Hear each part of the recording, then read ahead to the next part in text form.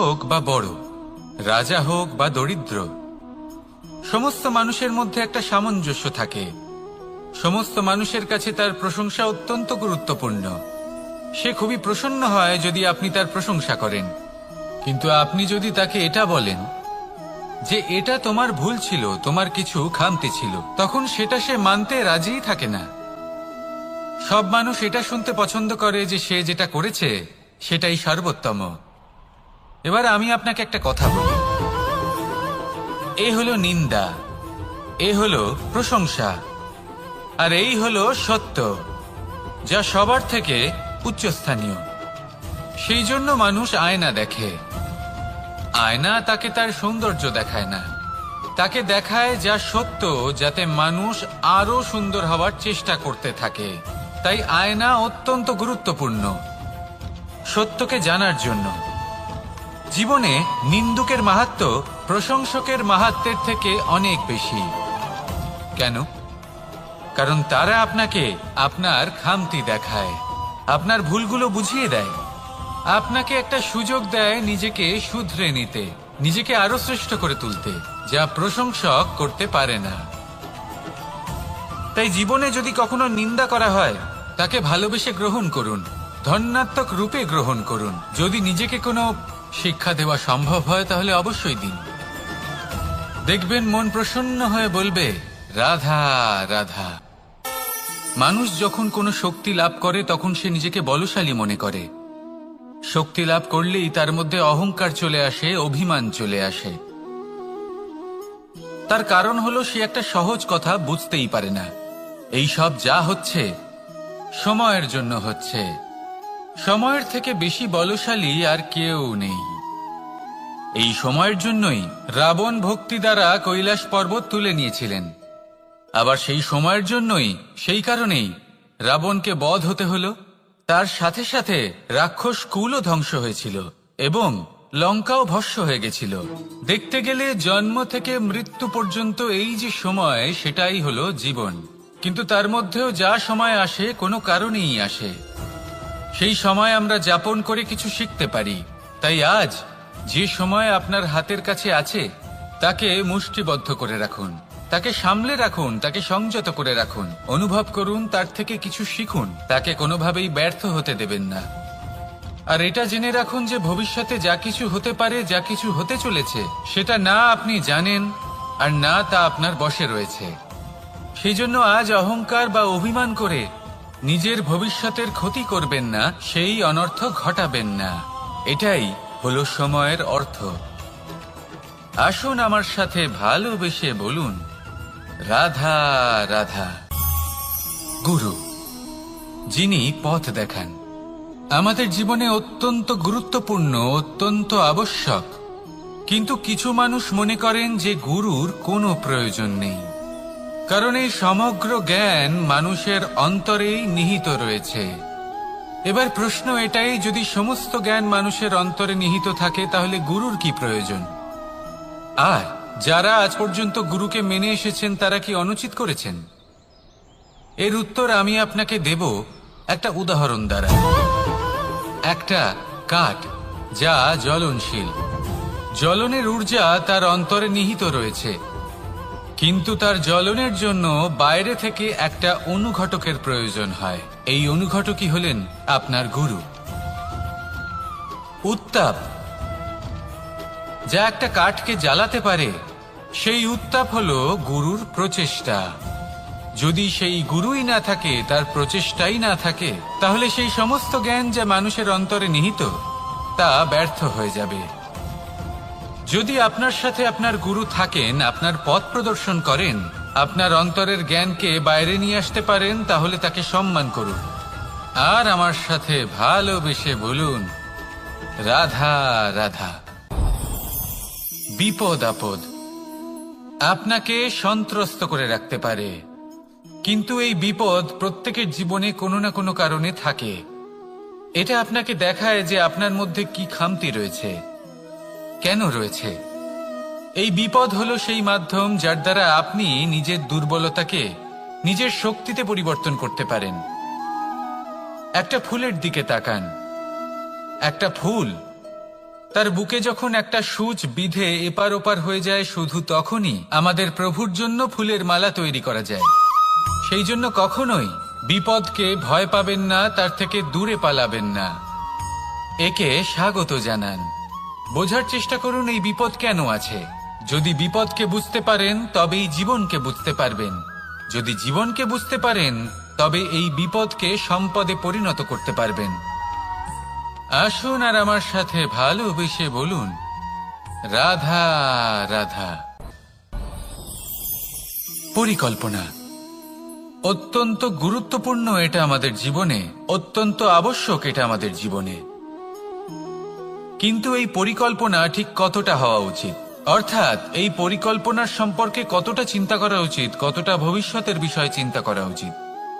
এবার দূরদর্শিতা অত্যন্ত বিশিষ্ট গুণ মানব জীবনে, কিন্তু দূরদর্শিতায় এতটাও মগ্ন হওয়া উচিত নয় যে কাছের জিনিসগুলোই নজরে না পড়ে। আজকের কথা বাদ দিয়ে শুধুই ভবিষ্যৎ নিয়ে চিন্তা করা অনুচিত। এবার দেখুন, পরিকল্পনা করুন কিন্তু তার থেকে বেশি উপভোগ করুন। এই মুহূর্ত সম্পর্কে অবগত নয়, কিন্তু ভবিষ্যতের কথা আমরা চিন্তা করতে থাকি।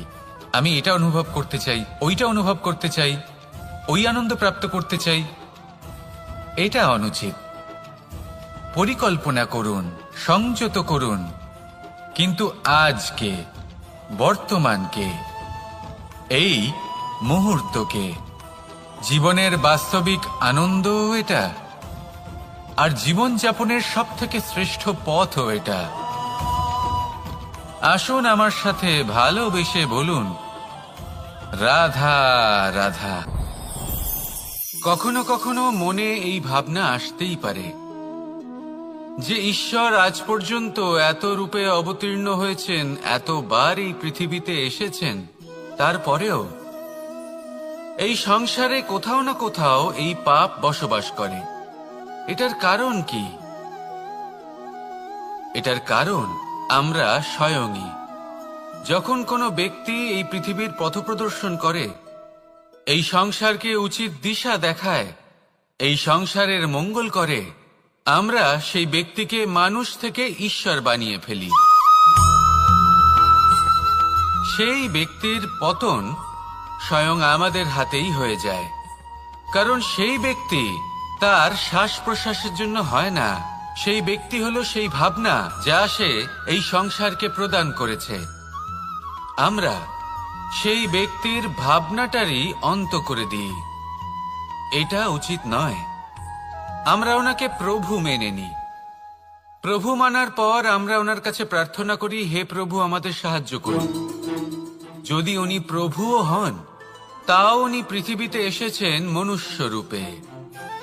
যা কর্ম করেছেন, যা শক্তি প্রাপ্ত করেছেন, এই দেহ থেকেই প্রাপ্ত করেছেন। আপনাদের এটা বোঝানোর জন্য যে এই কাজ আপনিও করতে পারেন। যারা সৎ আত্মা থাকেন তাদের জন্য সর্বশ্রেষ্ঠ শ্রদ্ধাঞ্জলি হলো এটাই যে আপনি তাদের পদচিহ্ন অনুসরণ করে চলুন। না ওনাদের স্মরণে থাকুন, না পুষ্পের মালা ওনাদের চরণে রাখুন, বরং তাদের ভাবনাকে অনুসরণ করে সেই ভাবনা নিয়ে এগিয়ে চলুন। এটা না শুধু আপনার জন্য, বরং সমগ্র সংসারের জন্য লাভদায়ক। তাহলে এটাই করুন আর আমার সাথে ভালোবেসে বলুন, রাধা রাধা। যখন কঠোর রোদে আমাদের শরীর উত্তপ্ত হয়ে যায়, আমরা গরম অনুভব করি, তখনই যদি বর্ষা হয় আর বৃষ্টির জলের ফোঁটা আমাদের শরীরে এসে পড়ে, তখন কেমন অনুভূতি হয়? বর্ষার এই জলের ফোঁটা যখন ধরিত্রীতে পড়ে, তখন যে নাদ উৎপন্ন হয়, মনে হয় যেন এক সঙ্গীত। এমন এক সঙ্গীত যা স্থিরতার সাথে আমাদের বুঝিয়ে দেয় যে এই সূর্যের উত্তাপ, এই রোদ, তা চিরকালের জন্য থাকবে না। সূর্যের কিরণের যতই তেজ থাকুক, যখন বর্ষা আসবে এই রোদের কিরণকে শীতল করবে। সূর্যের তেজ যতই বেশি হোক না কেন, কখনো না কখনো কালো মেঘ আসবে আর সূর্যকে ঢেকে দেবে। অর্থাৎ এই প্রকৃতি আমাদের শিক্ষা দেয় যে কারোর প্রকাশ, যে কারোর মেধা, চিরকাল টিকে থাকে না। এবার যদি কথা বলি অন্ধকারের বিষয়ে, তবে রাত্রির কালো অন্ধকারকে একটা জোনাকির আলো পরাজিত করে। অর্থাৎ অন্ধকারও চিরকালের জন্য বজায় থাকে না। এটা কি আমরা বুঝলাম? তবে আপনাদের দুটো সহজ প্রশ্ন করব। জীবনে যখন কিছুই আপনাদের সাথে চিরকাল থাকবে না, তাহলে অহংকার কি নিয়ে? আর জীবনে যদি প্রত্যেক দুঃখ, বিপদ, সমস্যা একটা সময়ের পর আপনাকে ছেড়ে চলে যায়, তাহলে পরাজয় মানবেন কেন? এই দুশ্চিন্তা ত্যাগ করুন, এই অহংকার ত্যাগ করুন, আসক্তি ত্যাগ করুন, আর আমার সাথে ভালোবেসে বলুন, রাধা রাধা। ভোজন। এই সংসারে যেই হোক না কেন, কোনো মানুষ হোক, কোনো প্রাণী হোক, কোনো কীট হোক বা কোনো বনস্পতি হোক, প্রত্যেকের জন্য ভোজন অতি আবশ্যক। কারণ ভোজন থেকেই শক্তি পাওয়া যায়, আর সেই শক্তি দিয়েই সংসারের, আমাদের জীবনের সমস্ত কার্য করা যায়। এবার এমন এক ধরনের শক্তি হয় যা শীতের ঋতুতে সূর্য থেকে আমরা পেয়ে থাকি, আর আরেক ধরনের উত্তাপ হয় যা দিয়ে ভোজন রান্না করা হয়, সুস্বাদু নানান ধরনের ভোজন। এবার অত্যন্ত গুরুত্বপূর্ণ হলো যে ব্যক্তি সেই ভোজন বানাচ্ছেন তার মানসিক পরিস্থিতি, এবং সেই ব্যক্তি যিনি ভোজন গ্রহণ করছেন তার মানসিক অবস্থা। যখনই আপনি ভোজন বানাচ্ছেন তখন ভালোবাসার সাথে কাজটা করুন, ধন্যাত্মক ভাব নিয়ে, সৎ ভাবনার সাথে।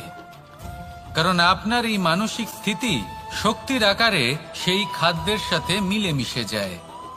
আর যখনই আপনি ভোজন গ্রহণ করছেন তখন সদ্ভাবনার সাথে, প্রসন্নতার সাথে গ্রহণ করুন, ধন্যাত্মক ভাব নিয়ে।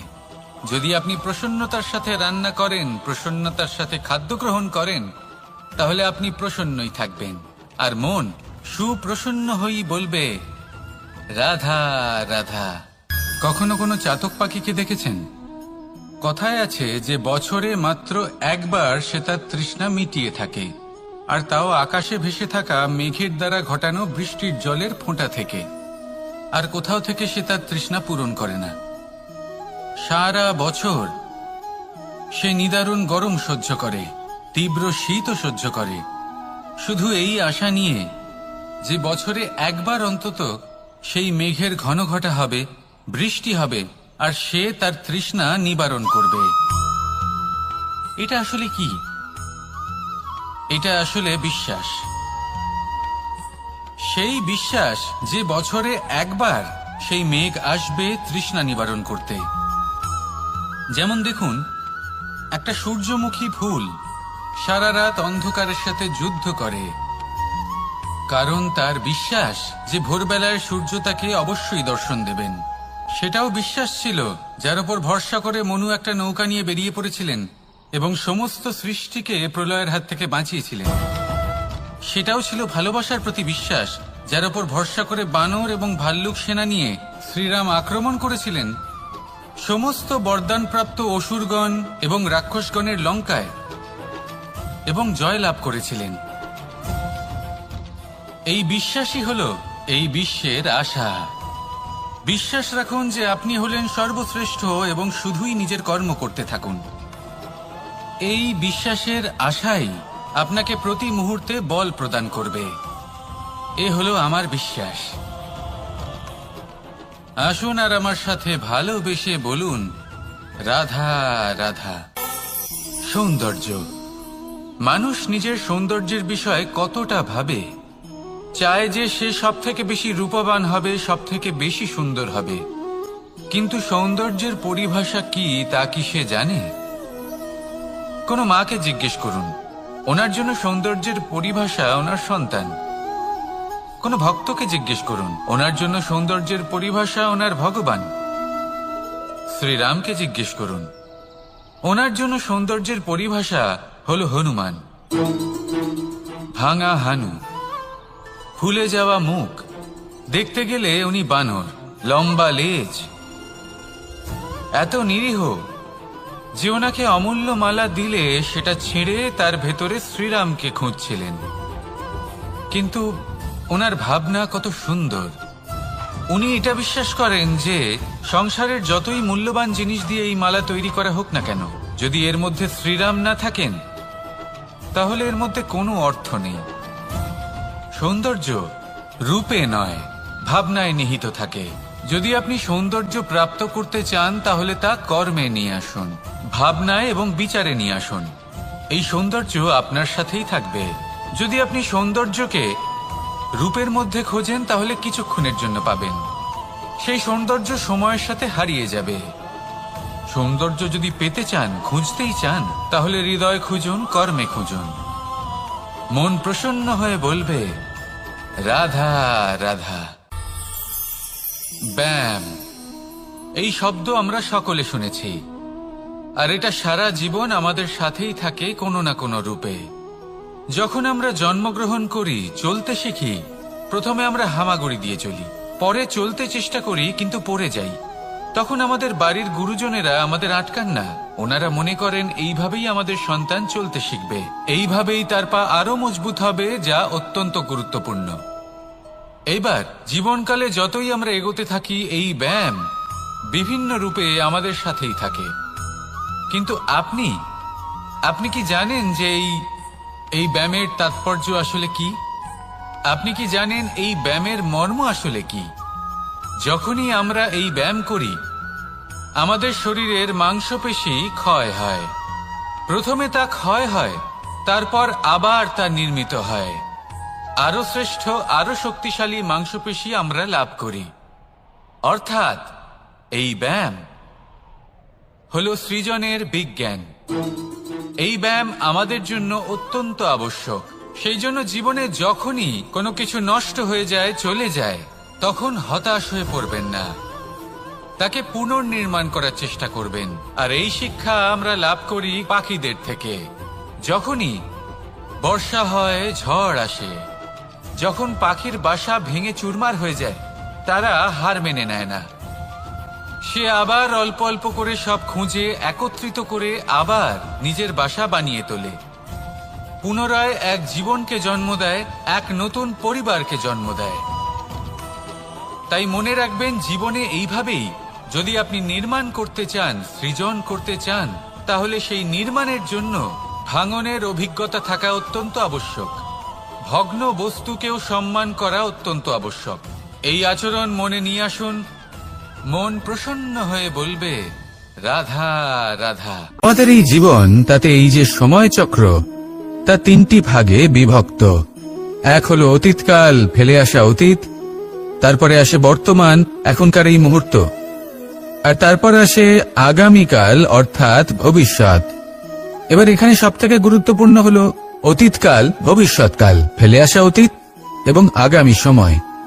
কেন? কারণ এই দুইয়ের উপর নির্ভর করছে যে আপনি বর্তমানে কি করতে চলেছেন। শুধু প্রয়োজন হলো সঠিক দৃষ্টিভঙ্গির। অতীতকালকে যদি আপনি একটি দৃষ্টিভঙ্গি থেকে দেখেন, তাহলে অতীতকালে আপনি দুঃখও দেখতে পাবেন, যন্ত্রণাও দেখতে পাবেন। অন্য কোনো দৃষ্টিভঙ্গি থেকে দেখলে আপনি অতীতকাল থেকে শিক্ষাও লাভ করবেন। এবার এই শিক্ষা অনুসারেই বর্তমানে কর্ম করা উচিত। এবং যদি ভবিষ্যতের কথা বলি, তাহলে বলবো ভবিষ্যতের কথা ভেবে আপনি আজ অবশ্যই চিন্তিত হতে পারেন। অন্য একটি দৃষ্টিভঙ্গি থেকে দেখলে এই ভবিষ্যতেই আপনি একটি লক্ষ্য, একটি উদ্দেশ্য দেখতে পাবেন, যে আপনি কি করতে চান, কি লাভ করতে চান। এবার সেই অনুসারে বর্তমানে কর্ম করা উচিত, ভবিষ্যৎ এবং অতীতকাল অনুসারে। এভাবেই যদি জীবনে কর্ম করতে থাকেন, আপনার এই বর্তমানের দিনগুলো আপনি একটু নতুনভাবে বাঁচতে পারবেন। এভাবেই যদি জীবনে এগোতে থাকেন, তাহলে আপনার জীবনে আনন্দের উদ্ভব হতে কেউ বাধা দিতে পারবে না। আসুন আমার সাথে ভালোবেসে বলুন রাধা রাধা। পরিকল্পনা অত্যন্ত গুরুত্বপূর্ণ, এটা আমাদের জীবনে অত্যন্ত আবশ্যক, এটা আমাদের জীবনে। কিন্তু এই পরিকল্পনা ঠিক কতটা হওয়া উচিত, অর্থাৎ এই পরিকল্পনার সম্পর্কে কতটা চিন্তা করা উচিত, কতটা ভবিষ্যতের বিষয় চিন্তা করা উচিত। এবার দূরদর্শিতা অত্যন্ত বিশিষ্ট গুণ মানব জীবনে, কিন্তু দূরদর্শিতায় এতটাও মগ্ন হওয়া উচিত নয় যে কাছের জিনিসগুলোই নজরে না পড়ে। আজকের কথা বাদ দিয়ে শুধুই ভবিষ্যৎ নিয়ে চিন্তা করা অনুচিত। এবার দেখুন, পরিকল্পনা করুন কিন্তু তার থেকে বেশি উপভোগ করুন। এই মুহূর্ত সম্পর্কে অবগত নয়, কিন্তু ভবিষ্যতের কথা আমরা চিন্তা করতে থাকি। আমি এটা অনুভব করতে চাই, ওইটা অনুভব করতে চাই, ওই আনন্দ প্রাপ্ত করতে চাই। এটা অনুচিত। পরিকল্পনা করুন, সংযত করুন, কিন্তু আজকে, বর্তমানকে, এই মুহূর্তকে। জীবনের বাস্তবিক আনন্দ এটা, আর জীবনযাপনের সব থেকে শ্রেষ্ঠ পথও এটা। আসুন আমার সাথে ভালোবেসে বলুন, রাধা রাধা। মানুষ কখনো কখনো সময়কে নিয়ন্ত্রণ করতে চেষ্টা করে, কখনো কখনো সময়ের গুরুত্ব বুঝতে পারে না। এটা ভাবে যে এই কিছু মুহূর্ত কেটে যাক, একে অতিবাহিত করি, তাহলে কি বা হবে, কয়েকটা মুহূর্ত মাত্র। কিন্তু তা নয়। আজকের একটা মুহূর্ত ভবিষ্যতের অনেক বড় পরিবর্তনের ভিত হতে পারে। আজকের একটা মুহূর্ত আপনার ভবিষ্যৎকে উজ্জ্বল করে তুলতে পারে। সেই জন্য ছোট ছোট মুহূর্তগুলিকে অদেখা করবেন না। সময়কে কাজে লাগান, পূর্ণরূপে কাজে লাগান। এবার যদি আপনি কাউকে সাহায্য করতে চান আর সেই কারণেই যদি থেমে থাকেন, তাহলে ঠিক আছে, কারণ আপনি কাউকে সাহায্য করে তার জীবনকে আরো ভালো করে তুলতে চাইছেন, আরো শ্রেষ্ঠ করতে চাইছেন। এই পুণ্য, এই কর্ম ফিরে আপনার কাছেই আসবে আর আপনার জীবনকে শুভ করে তুলবে। কিন্তু যদি আপনি আলস্যের কারণে থেমে থাকেন এবং কিছুই না করেন, সময় নষ্ট করেন, তাহলে কিন্তু একটাই ঘটনা ঘটবে, আপনার ভবিষ্যৎ বিপদগ্রস্ত হয়ে পড়বে, আর কিছুই নয়। সেই জন্য এটা বোঝা প্রয়োজন যে কখন থামতে হবে এবং কেন থামতে হবে। যদি আপনার থামার কারণ এবং সময় অনুচিত হয়ে থাকে, তাহলে আপনার ভবিষ্যৎ কখনোই উচিত হতে পারে না। সেই জন্য সময়কে সম্মান করুন আর পূর্ণ ব্যবহার করতে শিখুন। আর আমার সাথে ভালোবেসে বলুন, রাধা রাধা। বিপদ আপদ আপনাকে সন্ত্রস্ত করে রাখতে পারে, কিন্তু এই বিপদ প্রত্যেকের জীবনে কোনো না কোনো কারণে থাকে। এটা আপনাকে দেখায় যে আপনার মধ্যে কি খামতি রয়েছে, কেন রয়েছে। এই বিপদ হলো সেই মাধ্যম যার দ্বারা আপনি নিজের দুর্বলতাকে নিজের শক্তিতে পরিবর্তন করতে পারেন। একটা ফুলের দিকে তাকান। একটা ফুল, তার বুকে যখন একটা সূচ বিঁধে এপার ওপার হয়ে যায়, শুধু তখনই আমাদের প্রভুর জন্য ফুলের মালা তৈরি করা যায়। সেই জন্য কখনোই বিপদকে ভয় পাবেন না, তার থেকে দূরে পালাবেন না, একে স্বাগত জানান। বোঝার চেষ্টা করুন এই বিপদ কেন আছে। যদি বিপদকে বুঝতে পারেন তবেই জীবনকে বুঝতে পারবেন। যদি জীবনকে বুঝতে পারেন তবেই এই বিপদকে সম্পদে পরিণত করতে পারবেন। আসুন আর আমার সাথে ভালোবেসে বলুন, রাধা রাধা। জীবনে সবথেকে বেশি গুরুত্বপূর্ণ বস্তু কি? বাড়ি, বাহন, সোনা, ধন।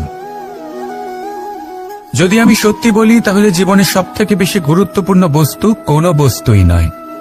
যদি কিছু গুরুত্বপূর্ণ থাকে, তাহলে তা হলো অনুভূতি, করুণা, মিত্রতা, মাতৃত্ব, বাৎসল্য, আর সবথেকে বেশি গুরুত্বপূর্ণ ভালোবাসা। নিজেদের এই জীবনে যদি আপনি শুধুমাত্র বস্তুর খেলাতে মেতে থাকেন, তাহলে জীবনে আনন্দ কখনোই থাকবে না। নিজের এই জীবনকে অনুভূতির পীঠস্থান বানিয়ে তুলুন। এই মন প্রসন্ন হয়ে বলবে, রাধা রাধা। সাগরের ঢেউ সমুদ্র তটে ধাক্কা খেয়ে, পাথরের সাথে ধাক্কা খেয়ে তার আকার বদলে দিতে পারে। বিভিন্ন আকারের পাথরে এদের ঘষে ঘষে গোলাকার বানিয়ে দিতে পারে, কিন্তু এই সাগরের ঢেউ এদের নিজেদের আকার কখনো বদলায় না। কিন্তু এমন কেন? কারণ এরা বিচ্ছিন্ন হয়েও আবার একত্রিত হতে জানে। অর্থাৎ যখন এরা বিচ্ছিন্ন হয় তখন মতভেদ অবশ্যই, কিন্তু আবার একত্রিত হওয়া হলো এদের একতার প্রতীক। দেখুন, ঝগড়াঝাঁটি, তর্ক বিতর্ক, মতভেদ এগুলো জীবনের অভিন্ন অঙ্গ, কিন্তু এদের কখনো মনে প্রবেশ করতে দেবেন না। যদি মনে প্রবেশ করেও ফেলে, তাদের মনে ঘর করতে দেবেন না, এদের বের করে ফেলুন। এই ঝগড়াঝাঁটি, তর্ক বিতর্ক, মতভেদ এদের সারা জীবন সাথে নিয়ে চলবেন না। যদি একসাথে নিয়ে চলতে চান, তাহলে সকলকে একসাথে নিয়ে চলুন, ঢেউয়ের মতো। একতায় বিশ্বাস রাখুন। একসাথে মিলে যদি এগোতে থাকেন, তাহলে অনেক দূর পৌঁছবেন, নয়তো শুধু দূরের কথা ভেবেই যাবেন। কি চান সেই সিদ্ধান্ত আপনারই। আসুন আর আমার সাথে ভালোবেসে বলুন, রাধা রাধা। এই সাগর হলো বিশাল। কথায় আছে যে জীবনের উৎপত্তি সাগর থেকেই হয়েছে। কথাটা ঠিকও। এই সাগরই আমাদের ভিন্ন ভিন্ন ধরনের বনস্পতি প্রদান করেন, মণি এবং মুক্ত প্রদান করেন। আমরা কতটা তুচ্ছ সেই বিষয়ে আমাদের উপলব্ধি ঘটান, আমাদের প্রেরণা প্রদান করেন, যাতে আমরাও সাগরের মতো বিশাল হয়ে উঠতে পারি। এই সাগরের অনেকগুলো গুণ আছে যা আমরা শিখতে পারি। আজ আমি কথা বলবো একটা বিশেষ গুণের বিষয়। বেশিরভাগ মানুষ মালিন্য, নোংরা পদার্থ, নোংরা বস্তু, অপদ্রব্য এই সাগরে ভাসিয়ে দেন। কিন্তু সাগর এই পদার্থ নিজের মধ্যে একত্রিত করে রাখেন না, এই সব নিজের ভেতর থেকে বাইরে বের করে দেন। এ হলো অত্যন্ত শ্রেষ্ঠ একটা গুণ। কিন্তু এই কাজকেও সার্থক করার জন্য সাগরেরও একটা তটের প্রয়োজন পড়ে, যেখানে সাগর এই সব বস্তু বাইরে বের করে ফেলতে পারে। আর মানুষও ভিন্ন কিছু নন। দেখুন, মানুষেরও তো একটা তটের প্রয়োজন পড়ে। এই তট, তিনি হয়তো আমাদের গুরু হতে পারেন, আমাদের মা বাবা হতে পারেন, ভাই বা মিত্র হতে পারেন, বা হয়তো সেই সমস্যাগুলি যার থেকে আমরা দূরে পালিয়ে যাচ্ছি। কারণ যখন আপনি এই সমস্যাগুলির সম্মুখীন হবেন, শেষ পর্যন্ত আপনি শিক্ষাই পাবেন। সব থেকে বেশি গুরুত্বপূর্ণ এই মনকে পবিত্র রাখা। আর তার জন্য একটাই উপায় আছে, এই মন তার মন্থন করা। যদি এই মনের মন্থন করেন, তাহলে পূর্ণরূপে পবিত্র হবেন। আর এই মন, আপনি তো জানেনই, প্রসন্ন হয়ে বলবে, রাধা রাধা। যদি আমি আমার চোখ বেঁধে কোনো একটা নির্দিষ্ট দিকে নিজের সমস্ত শক্তি প্রয়োগ করে ছুটে যাই, তাহলে কি হবে? আমি কোথাও ধাক্কা খেতে পারি, নিজের ক্ষতি করতে পারি, কোথাও পড়ে যেতে পারি, তাই না? অর্থাৎ এটা নিশ্চিত এই কাজ আমার করা উচিত নয়। কিন্তু আজকের দিনে প্রত্যেকটা মানুষ এই কাজই করছেন, তাই না? কোনো কাজ করার পূর্বে সেই কাজের বিষয়ে সম্পূর্ণ তথ্য কোথায় সংগ্রহ করছেন? শুধু এটুকু জানেন যে এই কাজটা করলে কত ধন অর্জন করবেন আর কত নাম হবে, আর ব্যাস, সামনে এগিয়ে যান। এটা উচিত নয়। পূর্ণরূপে যে কোনো কাজ করার আগেই সেই কাজের বিশ্লেষণ করে নেওয়া উচিত, তা বুঝে নেওয়া উচিত, এবং সেই বিষয়ে অবশ্যই খেয়াল রাখা উচিত যে আপনার শরীর এবং আপনার মন এই কাজ করার জন্য কি প্রস্তুত রয়েছে।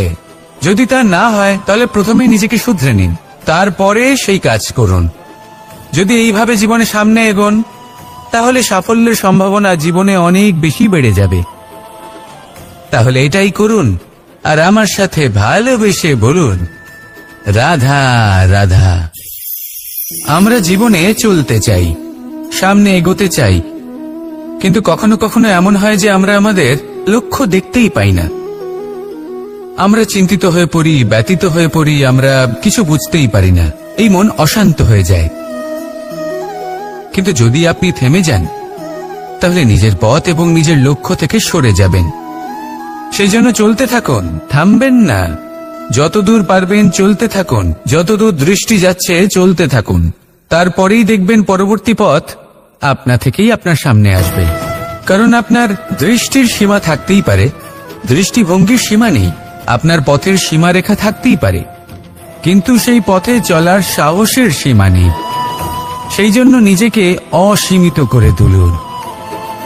এই সীমারেখা আপনা থেকেই দূর হয়ে যাবে, লক্ষ্য নিজে থেকেই দেখতে পাবেন, আর এই মন সুপ্রসন্ন হয়ে বলবে, রাধা রাধা। সম্পর্ক হলো আমাদের জীবনের একটি আধার। কিছু সম্পর্ক এমন যা আমরা জন্মসূত্রে লাভ করি, যেমন পরিবার, মা, বাবা। কিছু সম্পর্ক আছে যা আমরা জীবনে অর্জন করে থাকি, তা সে প্রেমের হোক, স্নেহের হোক বা বন্ধুত্বের। এই সকল সম্পর্ক লাভ করার বা গড়ে তোলার 5টি ধাপ রয়েছে। প্রথম ধাপ, কোনো ব্যক্তির সাথে আলাপ হওয়া, তার সাথে কথা বলা বা তাকে দেখা। দ্বিতীয় ধাপ, সে ব্যক্তিকে আমাদের ভালো লাগা। তৃতীয় ধাপ, আমাদের এটা চাইতে শুরু করা যে জীবনে এই ব্যক্তি যেন আমাদের বন্ধু হন, আমাদের জীবনে থাকেন, বা আমাদের কাউকে ভালোবেসে ফেলা আর এটা আমাদের ভাবা বা চাওয়া যে সেই ব্যক্তি যেন আজীবন আমার সাথে থাকেন, আমার জীবনে আমার সাথী হয়ে। চতুর্থ ধাপ, লাভ করা। এবার এই ধাপটি অনেক মানুষের পক্ষেই খুবই সরল হয়, বড়ই সরলভাবে নিজেদের সঙ্গীকে লাভ করে থাকেন। কিছু মানুষের জন্য এই ধাপ অত্যন্ত কঠিন হয়ে থাকে। অনেক প্রতিকূল পরিস্থিতির ওপর জয়লাভ করে তারা সঙ্গীকে লাভ করেন, কিন্তু লাভ অবশ্যই করেন।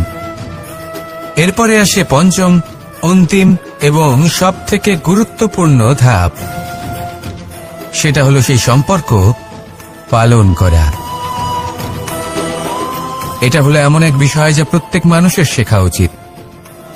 যদি ব্যক্তি নিজের জীবনে সম্পর্ক রক্ষা করতে শিখে যান, তবে প্রত্যেক সম্পর্ক তার জীবনকে স্বর্গ করে তুলবে। আসুন আর আমার সাথে ভালোবেসে বলুন, রাধা রাধা। রাধা কখনো কখনো আমার জন্য বড়ই সুগন্ধি আতর নিয়ে আসে, পারিজাত ফুলের মালা নিয়ে আসে আমার প্রসাধন করবে বলে, এবং আমার সব থেকে বেশি প্রিয় মাখন নিজে হাতে বানিয়ে আনে আমাকে নিজে হাতে খাইয়ে দেবে বলে, সবকিছু আমাকে প্রসন্ন করবে বলে। কিন্তু আপনি কখনো ভেবেছেন যে এই আতর কিভাবে বানানো হয়? সহস্র ফুলের পাপড়ি একসাথে পিষে নিতে হয়, তারপরে তার থেকে যে রস নিঃসৃত হয় সেই রস দ্বারাই আতর তৈরি হয়। অনেক সংখ্যক ফুলকে অসীম যন্ত্রণা ভোগ করতে হয়, তবে তারা আমার প্রসাধন সামগ্রী হয়ে উঠতে পারে। দুধ থেকে মাখন তৈরি করার জন্য কতটা পরিমাণ মন্থন সহ্য করতে হয় সেটা আপনি জানেন। ঠিক সেই রকমই হলো আমাদের জীবনও। বিপদও আসে, কঠিন পরিস্থিতিও আসে, এর সম্মুখীন হতে শিখুন। মনে রাখবেন, আপনি হলেন সেই দুধ যাকে মন্থন সহ্য করতে হবে মাখন হয়ে ওঠার জন্য। মনে রাখবেন, আপনি হলেন সেই ফুলের মতন যাদের পিষ্ট হতে হবে সুগন্ধি আতর হয়ে ওঠার জন্য, যাকে এই সংসার পছন্দ করে। কখনো কখনো জীবনে আপনার সাথে খারাপ শুধুমাত্র এই কারণে ঘটে যাতে আপনার শ্রেষ্ঠ রূপ এই সংসারের সামনে আসতে পারে। শুধুমাত্র কঠিন পরিস্থিতি এবং বিপদকে একটা সুযোগ হিসেবে দেখার চেষ্টা করুন। আপনার জন্য এই সংসার বদলে যাবে, সংসারকে দেখার দৃষ্টিভঙ্গি পাল্টে যাবে, আপনার ভাগ্য পাল্টে যাবে, আর এই মন প্রসন্ন হয়ে বলবে, রাধা রাধা। কি অমূল্য, কি সুন্দর এই রত্ন। এবার ভেবে দেখুন, যদি আমি এই রত্নকে ব্যবহার করি আখরোট ভাঙার জন্য, তাহলে কি হবে? বা ভেবে দেখুন, এই রত্ন নিয়ে আমি যদি বন্ধুদের সাথে খেলা করতে শুরু করে দিই, তাহলে কি হবে? আপনি তো হাসবেন আমার ওপর। আপনি বলবেন, এত অমূল্য একটা রত্ন, এর দ্বারা কত দুঃখ দূর করা সম্ভব। এই মূল্যবান রত্নের আমি অপব্যবহার করছি। একদম ঠিক বলেছেন, আমি মেনে নিচ্ছি। মূল্যবান বস্তুর অপব্যবহার করা অনুচিত, কিন্তু আপনিও তো তাই করছেন, তাই না? ভেবে দেখুন, মানুষ এই সংসারের সর্বশ্রেষ্ঠ প্রাণী, আর মানুষের এই শরীর সব থেকে মূল্যবান রত্ন। এবার এর সাথে আপনি কি করছেন? অপব্যবহার করছেন না, নিজের স্বাস্থ্যের যত্ন নিচ্ছেন না, আপনি অনুচিত পথে চলছেন শুধুমাত্র ধন অর্জন করার জন্য, পাপ কাজ করছেন, কি না করছেন? এটা অপব্যবহার নয়? ভেবে দেখুন, আমরা এই মানব শরীরের সাথে কি করতে পারি।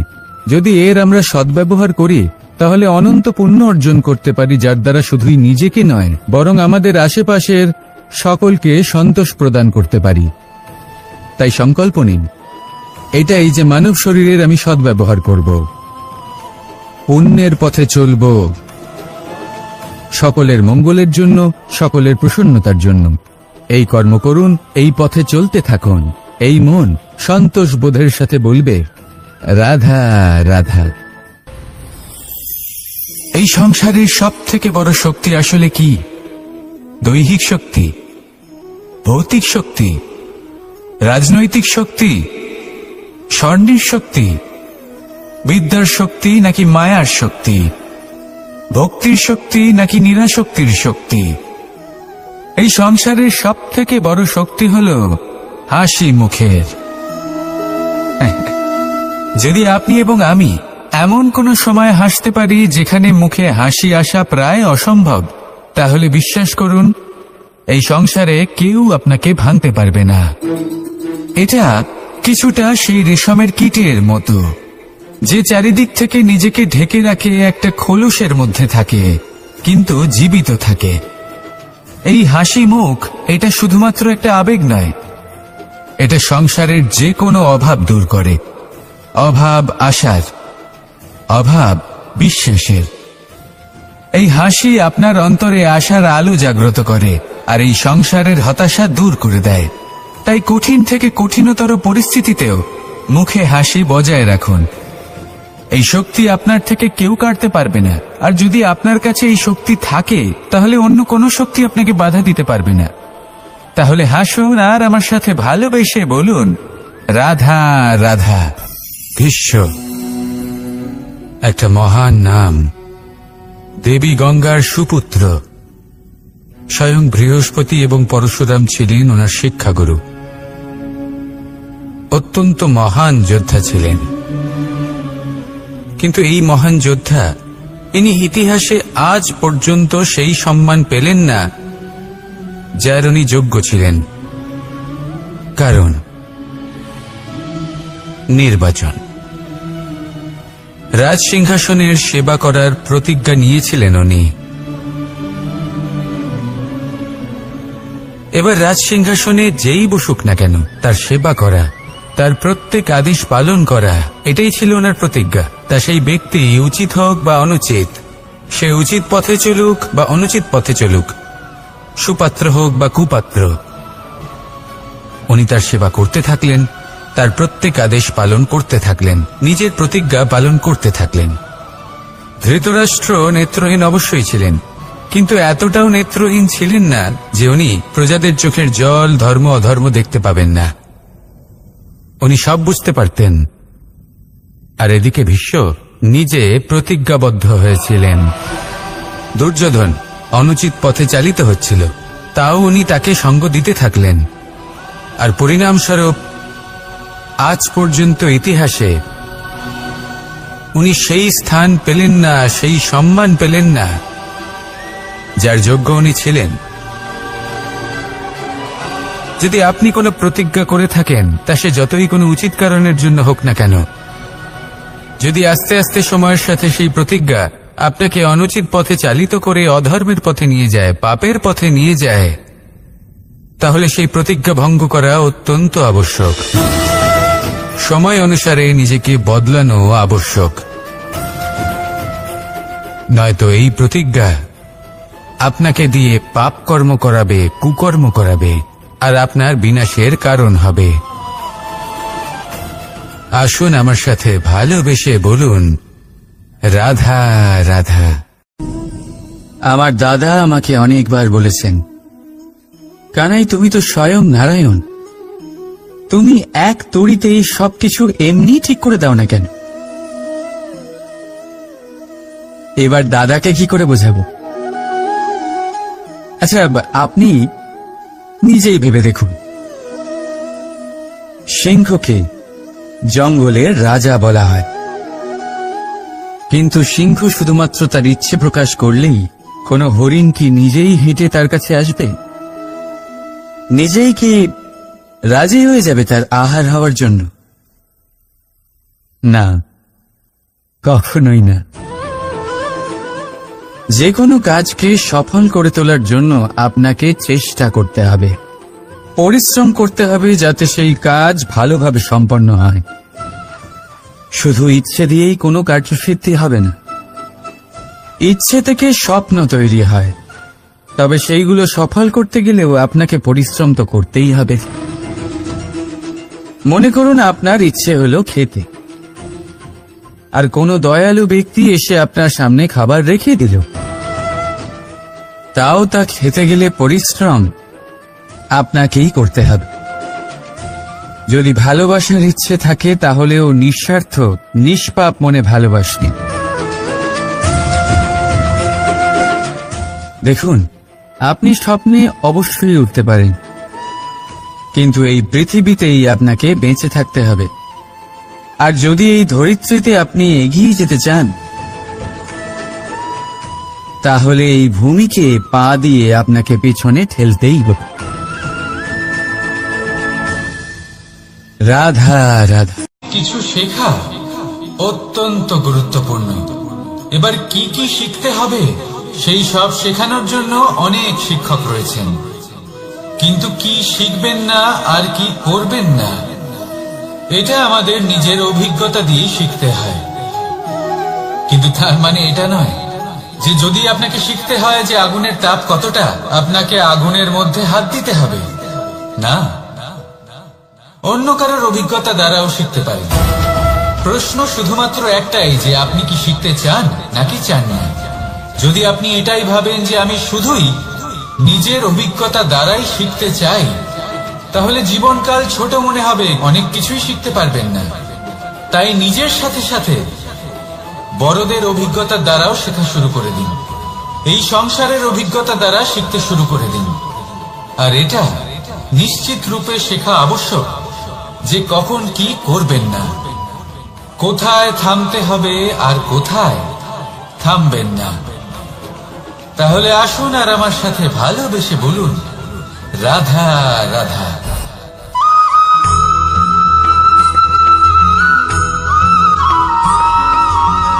এই সংসারে সব থেকে বেশি কোমল বস্তু হলো রেশম। এই রেশম এতটাই কোমল হয় যে এর পুরো একটা থান শুধুমাত্র একটা হাতে ধরা সম্ভব।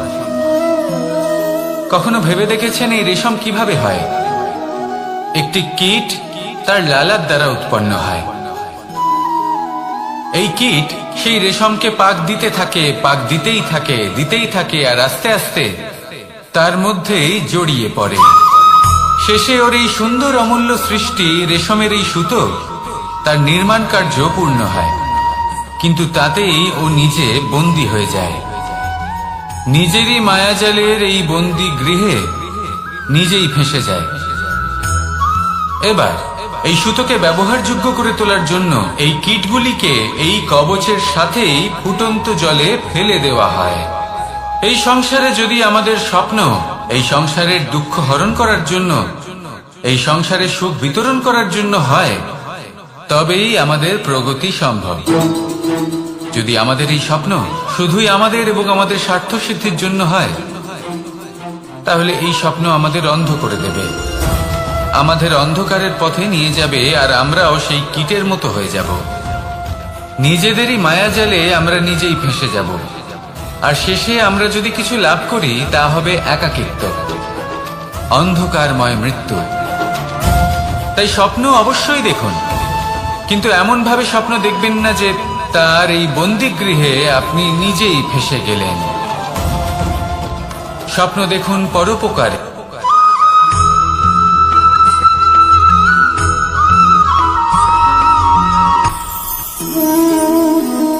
শক্তি এক অত্যন্ত বিচিত্র বস্তু, বা বলতে পারেন অনুভূতি। পিতা সবসময় চান যেন তিনি তার শক্তি পুত্রকে। আসুন আপনাকে সহজে বোঝাই। যদি আপনি সুপাত্র হন আর আপনাকে শক্তি দেওয়া হয়, তাহলে আপনি সেই শক্তির গুরুত্ব বুঝবেন, কোথায় সেই শক্তি প্রয়োগ করা উচিত সেটা বুঝবেন। আর এটা যেহেতু অর্জন করা শক্তি হবে, সেই শক্তির অপব্যবহার হবে না। কিন্তু যদি এই আপনি কুপাত্র হন আর যদি আপনাকে এই শক্তি দেওয়া হয়, তাহলে কি হবে? দেখতে গেলে এই শক্তি আপনি দান হিসেবে পেয়েছেন, তাই না আপনি এই শক্তির গুরুত্ব বুঝবেন আর না এর প্রয়োগ আপনি জানবেন। তার অপব্যবহার হওয়া সুনিশ্চিত। তাই যদি আপনি কোনো শক্তি অর্জন করতে চান তাহলে আগে তার যোগ্য হয়ে উঠুন, পুত্র নয় পাত্র হয়ে উঠুন। আর আমার সাথে ভালোবেসে বলুন, রাধা রাধা।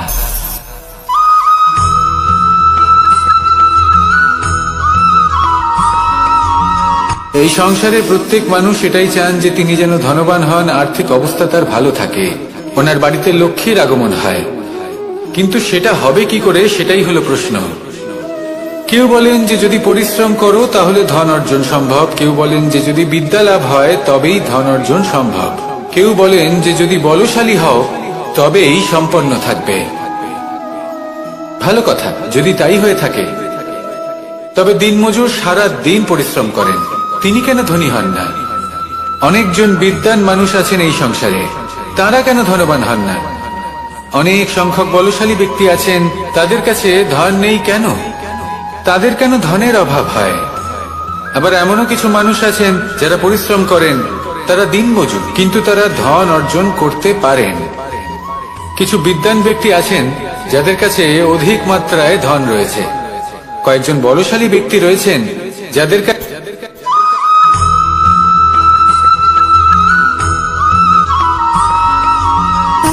সুখ, দুঃখ এবং শক্তি, এই তিন হলো এই সংসারের ত্রিদেবের মতো।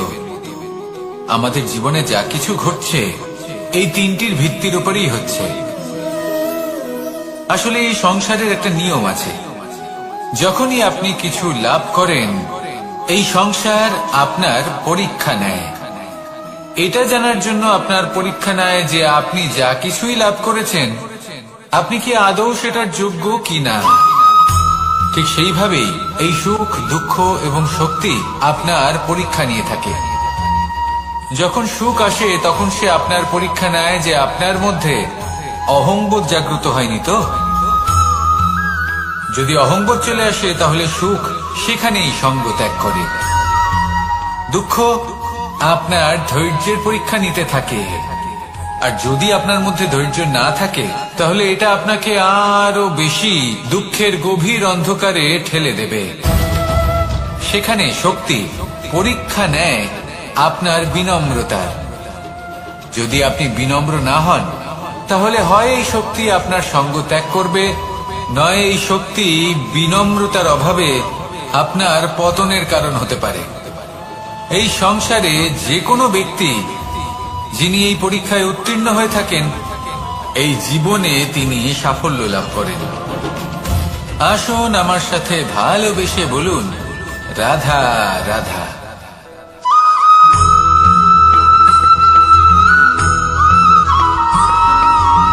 পঞ্চতত্ত্বের মধ্যে দ্বিতীয় তত্ত্ব হল ধরণী, ভূমি, যাকে আমরা ধরণী মাতা বলি।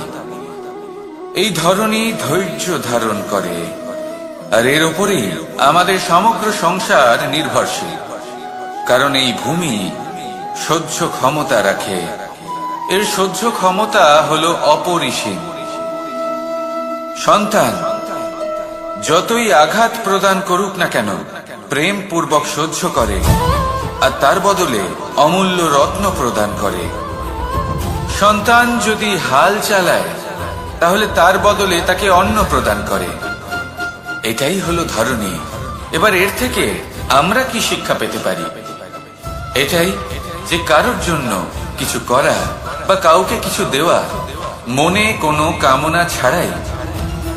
আর এই কথাটা বুঝে যান, যদি কারোর জন্য কামনা না রেখে বা কোনো পাওয়ার আশা না রেখে কারোর জন্য কিছু করেন বা কারোকে কিছু দেন, যদি এটা আপনি শিখতে পারেন তবে আপনি ভালোবাসতে শিখে গেছেন। আর সেই জন্যই এই ধরিত্রীকে মাতা বলা হয়। কারণ মাতা শুধু উনি নন যিনি গর্ভে সন্তানকে ধারণ করেন, মাতা তো উনিও যিনি জীবন বাঁচতে শেখান, যিনি জীবন বাঁচার উদাহরণ প্রদান করেন। তাহলে ধরণীর থেকে এই নিঃস্বার্থ ভাব শিখুন, নিঃস্বার্থ ভালোবাসা শিখুন, আর এই ভালোবাসার সাথেই বলুন, রাধা রাধা।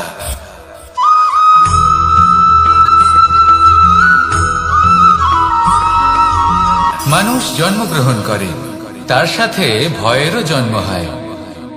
ছোটবেলা থেকেই আমাদের মনে কোনো না কোনো প্রকারের ভয় থেকেই যায়। কেউ এই বিষয়ে ভয় পায় যে তার কোনো বস্তু তার থেকে দূরে চলে যাবে, কেউ এই বিষয়ে ভয় পায় যে আমি নিজেকে হারিয়ে ফেলবো, কেউ এই ভেবে ভয় পায় যে আমার প্রিয়জনেরা তারা যেন আমার থেকে দূরে না চলে যায়, কেউ এই ভেবে ভয় পায় যে আমরা যেন পথ না হারিয়ে ফেলি, আদি ইত্যাদি। কিন্তু সত্যি কথা বলতে ভেবে দেখুন, এই ভয় বাস্তবে কি? শুধুই একটা মনোস্থিতি, আর কিছুই নয়। যা কিছু আপনি জীবনে পেয়েছেন তা একদিন আপনাকে হারাতে হবে। এই জীবন হলো আপনারই, কিন্তু তাও একদিন সমাপ্ত হবে। তাই ভয় পেয়ে কি লাভ? এই ভয় শুধু আপনাকে জীবন যাপন করা থেকে বাধা দিচ্ছে, আর কিচ্ছু নয়। পথ হারিয়ে ফেললেই বুঝতে পারবেন যে নতুন পথ কিভাবে বানাতে হয়। কিছু মানুষকে জীবন থেকে হারালে তবেই আপনি বুঝবেন যে আপনার আপনজনকে। এই ভয়ের কারণে ভীত হয়ে থাকবেন না। এই তারা নক্ষত্র অন্ধকারের অভাবে গুরুত্ব হারায়। শিবকেও মহাদেব হওয়ার জন্য বিষ পান করতে হয়েছিল। প্রত্যেক পরিস্থিতি, প্রত্যেক সাফল্য আপনার পরীক্ষা নেবে, তাতে উত্তীর্ণ হওয়া হলো আপনার কর্ম। যখনই আপনি ভয় পাবেন বা সংকটের সম্মুখীন হবেন, তখন সাহসের সাথে তার সম্মুখীন হন। মনে রাখবেন, যে সম্মুখীন হতে জানে সাফল্য তার সাথে সবসময় থাকে। আসুন আর আমার সাথে ভালোবেসে বলুন, রাধা রাধা।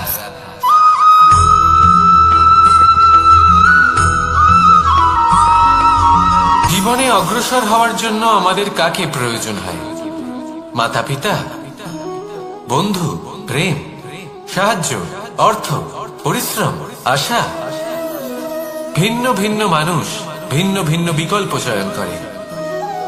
যদি আমি আপনাকে বলি,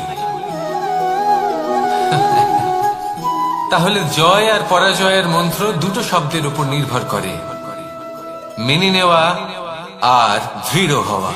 যদি মেনে নেন তাহলে হেরে যাবেন, যদি দৃঢ় হন তাহলে নিশ্চিত রূপে জয়ী হবেন। যদি কখনো আপনি ক্লান্ত হয়ে ওঠেন, আপনি দুঃখী হন, পুরোপুরি ভেঙে পড়েছেন, তখন মেনে নেবেন না যে আপনি ভেঙে পড়েছেন, নয়তো হেরে যাবেন। তখন উল্টে স্থির করবেন যে যাই হয়ে যাক না কেন, আমি জয়ী হবই। আর আপনি দেখবেন যে জয় নিশ্চিত রূপে আপনার কাছেই আসবে। তাহলে এই কথা মনে রাখবেন আর আমার সাথে ভালোবেসে বলবেন, রাধা রাধা।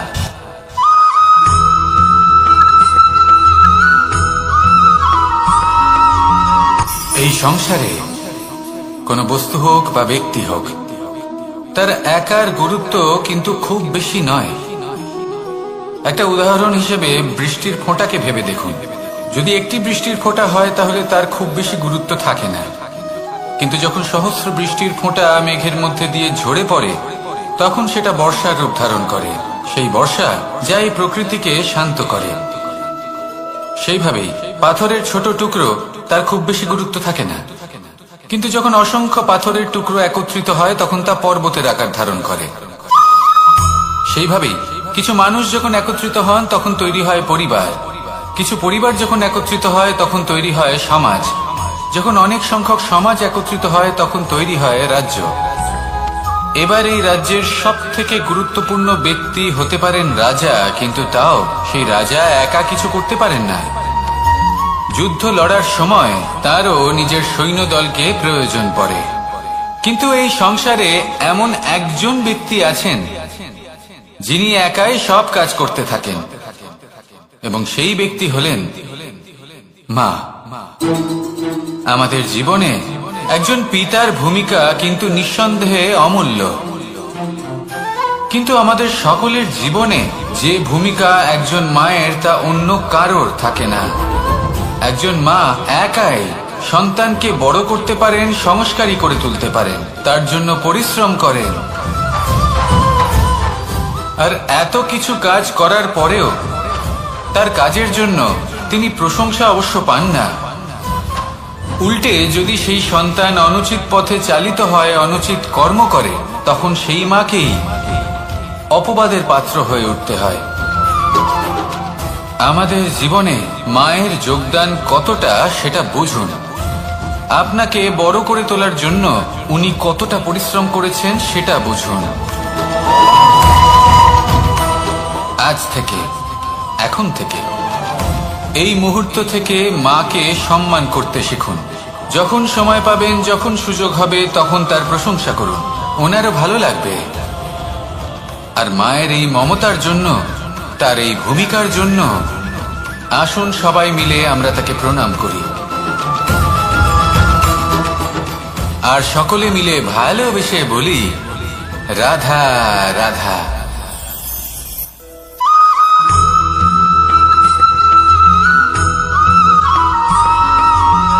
এই সংসারের সব থেকে গুরুত্বপূর্ণ তত্ত্ব কোনটা? প্রথম হলো সময়। জন্ম থেকে মৃত্যু পর্যন্ত এই যে সময়, এটাই তো হলো জীবন। দ্বিতীয় হলো জীবন, যাতে আমরা সময়ের সদ্ব্যবহার করি, শ্রেষ্ঠ থেকে শ্রেষ্ঠতর কাজ করার চেষ্টা করি। বহু বছরের এই পরম্পরা, এই সংস্কৃতিকে এগিয়ে নিয়ে যাওয়ার চেষ্টা করি। এই সংসারে আমরা অংশগ্রহণ করতে চেষ্টা করি। তৃতীয় হলো ধন, সেই ধন যা প্রত্যেক ব্যক্তি অর্জন করতে চেষ্টা করেন। এবার এই তিনটি তত্ত্বের মধ্যে একটা সামঞ্জস্য আছে, সমান ব্যাপার আছে, সে ধনই হোক বা সময় হোক বা হোক জীবন। আর সেই সমান ব্যাপার হলো যে যদি আপনি এটা গণনা করতে থাকেন তাহলে তা কমতে থাকে, যদি আপনি এটা ব্যবহার করেন তাহলে তা বাড়তে থাকে। একে সংগঠিত করে রাখতে চেষ্টা করলে এ হাত থেকে ফসকে যায়, কিন্তু যদি আপনি একে সামলে রাখতে শিখে যান তাহলে এমন কাজ করবেন যাতে সংসারের সাথে সাথে পরবর্তী প্রজন্ম লাভবান হবে। যদি কিছু শিখতে চান তাহলে সামলাতে শিখুন, গণনা করা বা সংগঠিত করা নয়। আসুন আর আমার সাথে ভালোবেসে বলুন, রাধা রাধা।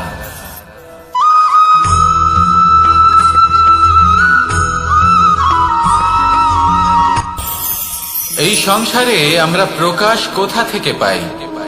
এর উত্তর বড়ই সরল।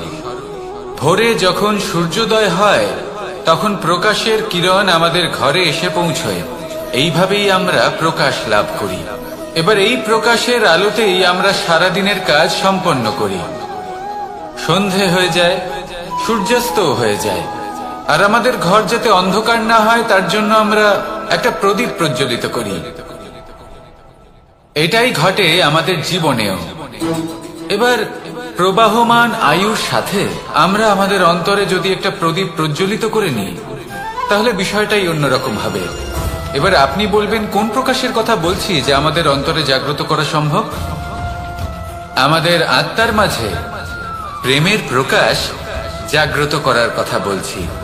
কারণ আমাদের এই জীবন এও হলো দিনের আলোর মতো।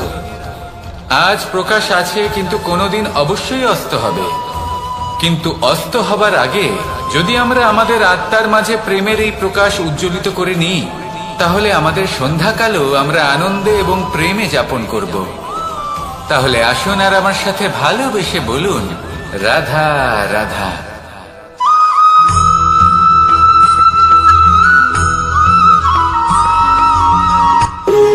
যখন মানুষের মৃত্যু হয় তখন কি হয়? অনেক সংখ্যক মানুষ শোক পালন করতে চলে আসেন। যে ব্যক্তি মৃত্যু লাভ করেছেন তার অনেক বস্তু থাকে যেগুলো তার প্রিয়, যেগুলো তিনি ব্যবহার করেছেন। তার শয্যা, তার বস্ত্র, তার আভূষণ সবকিছু তার থেকে বিচ্ছিন্ন করা হয় এবং খালি হাতে তাকে শ্মশানের উদ্দেশ্যে রওনা করা হয়। আমি আপনাকে এই প্রশ্ন করতে চাই, আপনি এই সংসারে কি অর্জন করেছেন? ধন সম্পত্তি, বস্ত্র, আভূষণ, এই সবকিছু যে আপনি অর্জন করেছেন আপনার মৃত্যুর পরে তা আপনার থেকে দূর হয়ে যাবে। এর উত্তর হলো একটাই, আপনার কর্ম। শুধু সেটাই আছে যা একান্ত আপনার, আর শুধু সেটাই এই সংসার থেকে চলে যাওয়ার পরেও সংসারেই জীবিত থাকবে। যদি আপনি দুষ্কর্ম করেন তাহলে এই সংসার আপনাকে একটি অনুচিত উদাহরণ হিসেবে মনে রাখবে যে এই ব্যক্তি খুব পাপী ছিল, অনুচিত কর্ম করতেন। যে পথে তিনি চলেছেন সেই পথে কারোর চলা উচিত নয়। সেখানেই যদি আপনি সৎকর্ম করেন তাহলে সংসার চিরকাল এটাই বলবে যে খুব ভালো মানুষ ছিলেন, সবাইকে ভালোবাসতেন, সবাইকে সাহায্য করতেন, আমার খুব প্রিয় মানুষ ছিলেন।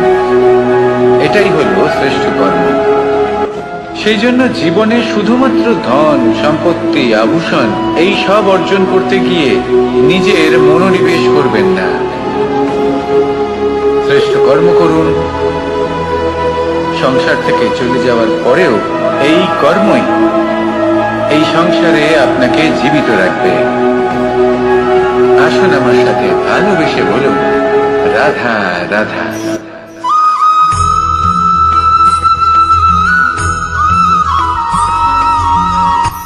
এই সংসারে সাফল্য লাভ করার জন্য জ্ঞানের প্রয়োজন হয়, পরিশ্রমের প্রয়োজন হয়, দৃঢ় নিষ্ঠার প্রয়োজন হয়, নিরন্তর চেষ্টা করা প্রয়োজনীয়। কিন্তু আরো কিছু আছে যা অত্যন্ত প্রয়োজনীয় এবং গুরুত্বপূর্ণ। তা হলো ভালো বন্ধু। তাদের থাকা অত্যন্ত প্রয়োজনীয়। যদি ভালো বন্ধু থাকে তাহলে সময় এলে তারা ঢাল হয়ে আপনাকে সুরক্ষা করবেন। সময় এলে অস্ত্রের মতো শত্রুকে সংহারও করবেন। যদি তিনি জ্ঞানী হন, তাদের মধ্যে সদ্গুণ থাকে, তাহলে এই সব গুণ আপনার মধ্যেও প্রবেশ করবে। তাহলে সাফল্যের জন্য ভালো বন্ধু পাওয়া অত্যন্ত প্রয়োজনীয়। কিন্তু শুধু বন্ধু কেন, ভালো শত্রুও থাকা প্রয়োজনীয়। এবার আপনি ভাবেন আমি কি বললাম? যদি আপনার জীবনেও ভালো অর্থাৎ শক্তিশালী শত্রু থাকে তাহলে আপনিও শক্তিশালী হতে থাকবেন। এই শত্রু আপনাকে প্রেরিত করবে আরো বেশি শক্তিশালী হয়ে ওঠার। কখনো কোনো হরিণকে দেখুন, তীব্র গতিতে দৌড়তে থাকে। কেন তীব্র গতিতে দৌড়য়? এই কারণে নয় যে কোথাও তার জন্য মধুর ঘাস অপেক্ষা করে রয়েছে, না। সে এই কারণে তীব্র গতিতে দৌড়য় কারণ সেটা না করলে তার পেছনে একটি সিংহ আছে যে ওকে নিজের ভোজন করে ফেলবে। তাই জীবনে বিপদ, সংকট এই সবকিছুও হলো অত্যন্ত গুরুত্বপূর্ণ। তার সম্মুখীন হতে শিখুন আর আমার সাথে ভালোবেসে বলুন, রাধা রাধা।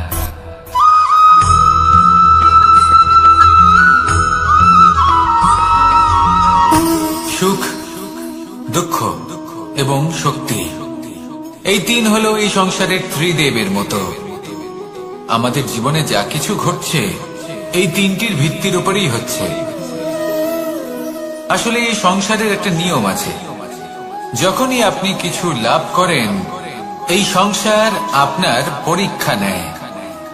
এটা জানার জন্য আপনার পরীক্ষা নেয় যে আপনি যা কিছুই লাভ করেছেন আপনি কি আদৌ সেটার যোগ্য কিনা। ঠিক সেইভাবেই এই সুখ, দুঃখ এবং শক্তি আপনার পরীক্ষা নিয়ে থাকে। যখন সুখ আসে তখন সে আপনার পরীক্ষা নেয় যে আপনার মধ্যে অহংবোধ জাগ্রত হয়নি তো। যদি অহংবোধ চলে আসে তাহলে সুখ সেখানেই সঙ্গ ত্যাগ করে। দুঃখ আপনার ধৈর্যের পরীক্ষা নিতে থাকে, আর যদি আপনার মধ্যে ধৈর্য না থাকে তাহলে এটা আপনাকে আরো বেশি দুঃখের গভীর অন্ধকারে ঠেলে দেবে। সেখানে শক্তি পরীক্ষা নেয় আপনার বিনম্রতার। যদি আপনি বিনম্র না হন তাহলে হয় এই শক্তি আপনার সঙ্গ ত্যাগ করবে, নয় এই শক্তি বিনম্রতার অভাবে আপনার পতনের কারণ হতে পারে।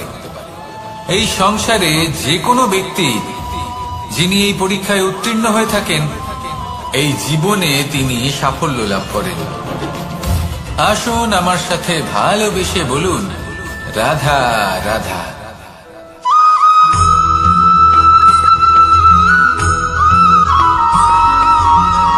পুরুষার্থ। শাস্ত্রে 4 ধরনের পুরুষার্থের কথা বলা হয়েছে। প্রথম হলো ধর্ম। আপনি কি জানেন এই ধর্ম আসলে কি? আপনার কি মনে হয় ধর্ম আসলে কি? কোনো বিশেষ ঈশ্বরকে মানাই কি ধর্ম বলা হয়? নাকি কোনো বিশেষ রীতি পালন করাই হলো ধর্ম? নাকি কোনো বিশেষ সাহিত্যকে সর্বশ্রেষ্ঠ মনে করাই হলো ধর্ম? না, ধর্ম হলো সেটা যাকে ধারণ করা যেতে পারে, আর ধারণ শুধু সেটাই করা যায় যা পবিত্র।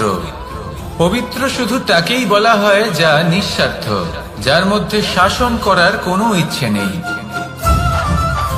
যা সরলভাবেই প্রবাহমান, জল এবং বায়ুর মতো। যখন কোনো ব্যক্তি ধর্মকে ধারণ করেন এবং সেই ধর্ম সেই ব্যক্তিকে রক্ষা করে, তখন তাকে ধর্ম বলা হয়। ধর্ম যা রক্ষা করে অহংকার থেকে, খারাপ চিন্তার হাত থেকে। সেই জন্য পুরুষার্থ গড়ে তোলার আগে, ধর্ম পালন করার আগে ধর্মের প্রকৃত অর্থ কি সেটা বুঝে নিন। এটা জেনে রাখুন যে সমস্ত ধর্মের আধার, সমস্ত ধর্মের ভিত শুধুমাত্র ভালোবাসা। আসুন আর এই ভালোবাসার সাথেই বলুন রাধা রাধা।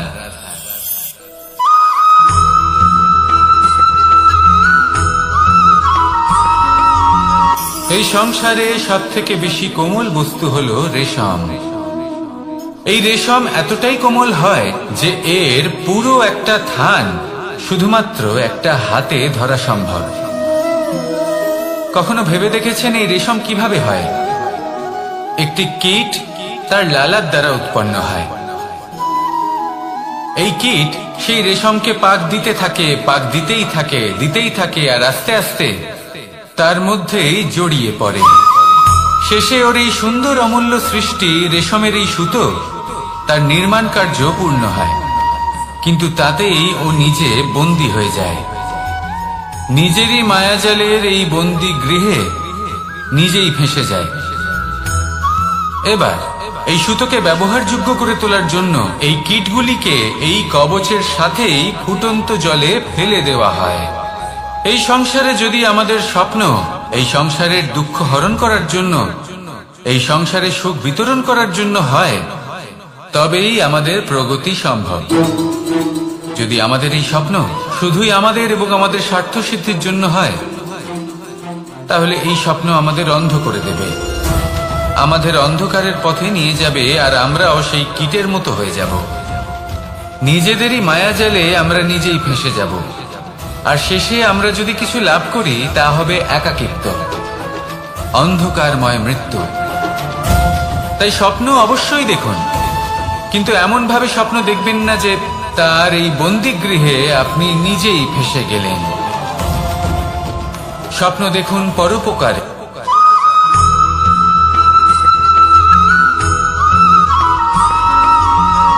কেউ বলে জীবন খুব ক্ষণস্থায়ী, কেউ বলে জীবন হলো একটা সুন্দর স্বপ্নের মতো, আবার কেউ বলবে জীবন হলো এক কঠোর সত্য। কিন্তু জীবন আসলে কি? জীবন হলো আপনারই প্রতিবিম্ব, একটা দর্পণ। অর্থাৎ আপনি জীবনকে সেইভাবেই পাবেন যেরকম আপনি নিজেকে প্রতিপন্ন করবেন। যদি আপনি দর্পণের দিকে তাকিয়ে হাসেন, তাহলে আপনি সামনে হাসি মুখী দেখতে পাবেন।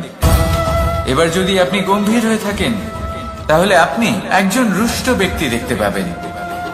শেষে সব থেকে বেশি গুরুত্বপূর্ণ হলো আপনার চেষ্টা। আপনাকে সবসময় চেষ্টা করতে হবে যাতে আপনি নিজেকে প্রসন্ন এবং ইতিবাচক মনোভাবে রাখেন। এটা হলো আপনারই উত্তরদায়িত্ব, তাকে পালন করুন। এই মনকে প্রসন্ন রাখুন, এই সংসারকে সুন্দর বলে মনে হবে, আর এই মন প্রসন্ন হয়ে বলবে রাধা রাধা।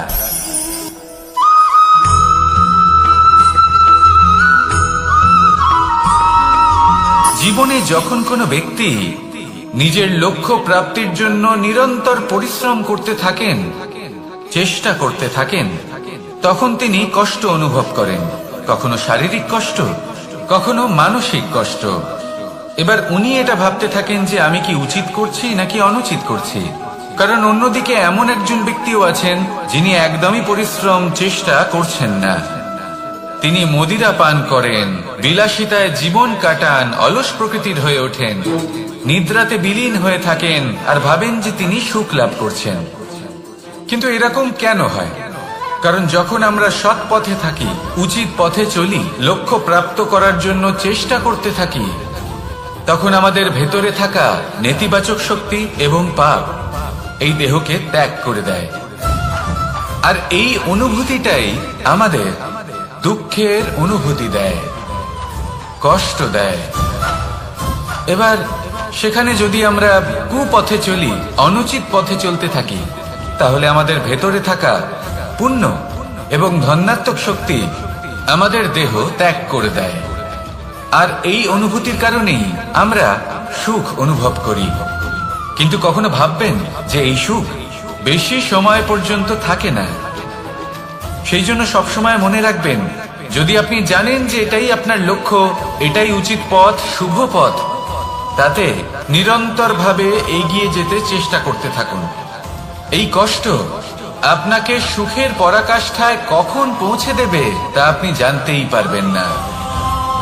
আসুন আমার সাথে ভালোবেসে বলুন, রাধা রাধা।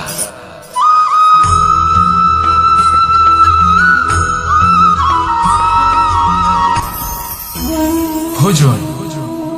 এবার ভোজন সংগ্রহ করার জন্য মানুষ কি না করেন, সব সময় চেষ্টা করতে থাকেন। ফসল উৎপাদনের জন্য অনেক পরিশ্রম করতে থাকেন, কিন্তু অনেক সময় অনেক পরিশ্রম করার পরেও ফসল ভালো উৎপাদন হয় না। এর কারণ কি? কারণ হলো এটাই যে আপনি পরিশ্রম হয়তো অনেক করেছেন, কিন্তু আপনার নজর তো সেই বীজের দিকে ছিলই না যা আপনি রোপণ করেছেন। সেই জন্য সব সময় কোনো বীজ রোপণ করার আগে তাকে পরখ করে দেখুন, তা অত্যন্ত আবশ্যক। আর সেইভাবেই যখনই কোনো কর্মের প্রশ্ন আসে, তাহলে সেখানে শুধুমাত্র পরিশ্রম যথেষ্ট নয়। সেই কাজের প্রতি আপনার কর্তব্য কি, আপনার উদ্দেশ্য কি, সেটা জানা হলো অত্যন্ত গুরুত্বপূর্ণ। তাই কর্ম করুন, কিন্তু সেই কর্মের প্রতি আপনার যা উদ্দেশ্য তার মাহাত্ম্য বুঝতে চেষ্টা করুন। তাহলে আসুন আমার সাথে ভালোবেসে বলুন, রাধা রাধা।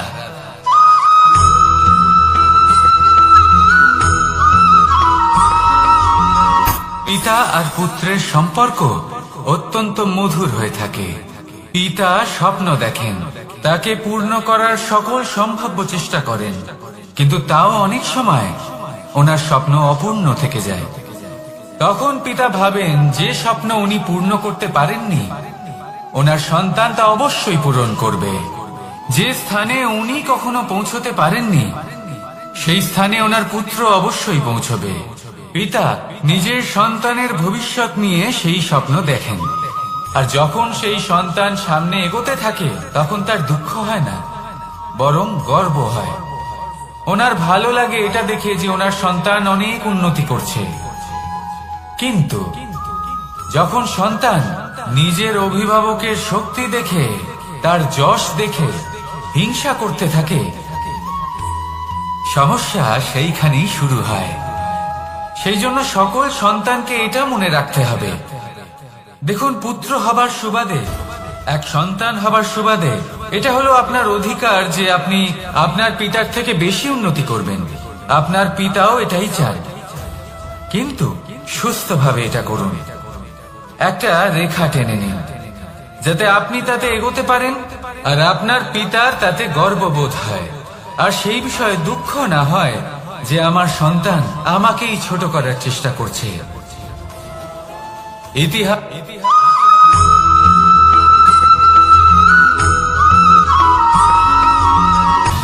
সময়, জীবন, কাল। দেখতে গেলে এই তিনটি শব্দ একটি শব্দেরই সমার্থক শব্দ মনে হয়, কিন্তু এই শব্দগুলির অর্থ কি সমান? কখনোই নয়। হ্যাঁ, এই সময় চলতে থাকে, জীবন চলতে থাকে, কালচক্র চলতে থাকে।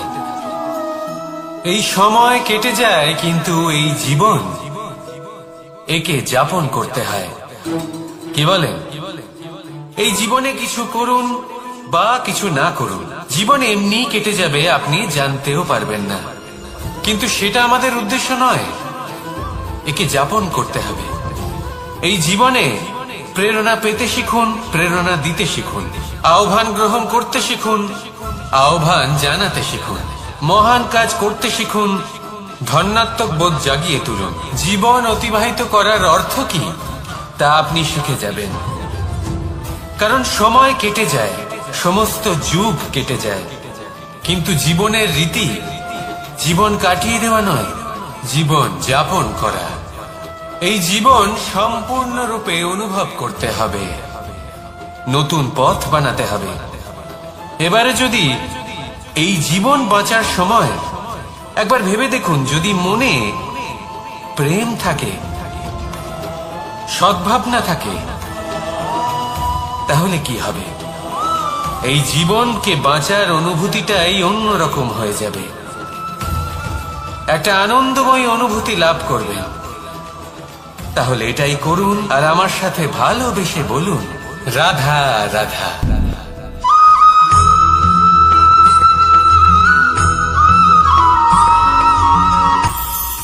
এটা হলো ধান গাছ। এর থেকে যে চাল উৎপন্ন হয় তা মানুষ গ্রহণ করেন। আর এটা কি? এ হলো জংলি ঘাস। একবার ভেবে দেখুন, যদি এই জংলি ঘাস ধান গাছের আশেপাশে থাকে তাহলে কি হবে? ধান উৎপন্ন হতে পারবে? তা উৎকৃষ্ট হতে পারবে? আমরা কি তা গ্রহণ করতে পারবো? কখনোই নয়। এই জংলি ঘাস ধানকে নষ্ট করে দেবে, কিন্তু নিজে জীবিত থাকবে। এটাই হলো আজকের শিক্ষা। এই সংসারে যদি আপনি নীতির পথে চলতে চান, উচিত কর্ম করতে চান, সংসারকে সেবা করতে চান, তাহলে জংলি ঘাসের মতো ব্যক্তিদের থেকে সবসময় দূরে থাকতে হবে। সেই ব্যক্তি যারা দুর্নীতি এবং মিথ্যা দ্বারা পরিপূর্ণ, যাদের ব্যবহার অশুভ, যাদের অনেক অশুভ গুণ রয়েছে, তারা সঠিক নয়। সেই সকল ব্যক্তি যাদের চরিত্র অত্যন্ত দুষ্ট হয়, তারা হয় শুভ চরিত্রের ব্যক্তিকে একদম নষ্ট করে দেয়, নয় নিজের মতো বানিয়ে তোলে। তাই যদি আপনি নীতির পথে চলতে চান, এই সংসারের জন্য শুভ কর্ম করতে চান, তাহলে সেই সঙ্গ লাভ করুন যে সঙ্গ জ্ঞানে পরিপূর্ণ, যাদের মধ্যে অনেক গুণ আছে, যাদের থেকে প্রতিদিন কিছু শিখতে পারবেন। এমন ব্যক্তির সাথে জীবন অতিবাহিত করুন, দুরাচারীদের থেকে দূরে থাকুন। তবেই এই মন প্রসন্ন হয়ে বলবে, রাধা রাধা।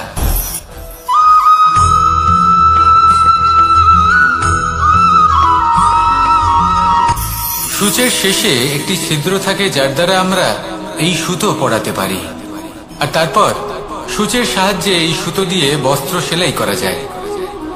কিন্তু যদি সুতোটা সোজা করে ধরা না হয়, তাহলে সূচে কখনো এই সুতো পরানোই সম্ভব নয়। যদি এতে কোনো গিঁট পড়ে, তখন তা কখনোই এই ছিদ্র দ্বারা প্রবেশ করা সম্ভব নয়। ঠিক এইভাবেই যদি আপনি কারোর জীবনে প্রবেশ করতে চান, কারোর অন্তরে প্রবেশ করতে চান, তাহলে আপনাকেও সহজ থাকতে হবে। এতে কোনো গিঁট থাকলে চলবে না, অর্থাৎ মনে যাতে কোনো মালিন্য না থাকে, যেন কোনো কুচিন্তা না থাকে। যদি এসব থাকে, তাহলে আপনি কখনো কারোর জীবনে প্রবেশ করতে পারবেন না। আর যদি কোনোভাবে আপনি প্রবেশ করেও যান, তাহলে তার মনে ঘর করতে পারবেন না। নিজেকে এই সুতোর মতন করে তুলুন, সহজ। মনে যেন কোনো কুচিন্তা না থাকে, সবার প্রতি যেন সদ্ভাবনা থাকে, শুভ চিন্তা থাকে। এমনটা করতে থাকুন। এমন একটা দিন আসবে যেদিন এই সমস্ত সংসারের ব্যক্তির মনে আপনি বাস করবেন, আর তখন এই মন প্রসন্ন হয়ে বলবে, রাধা রাধা।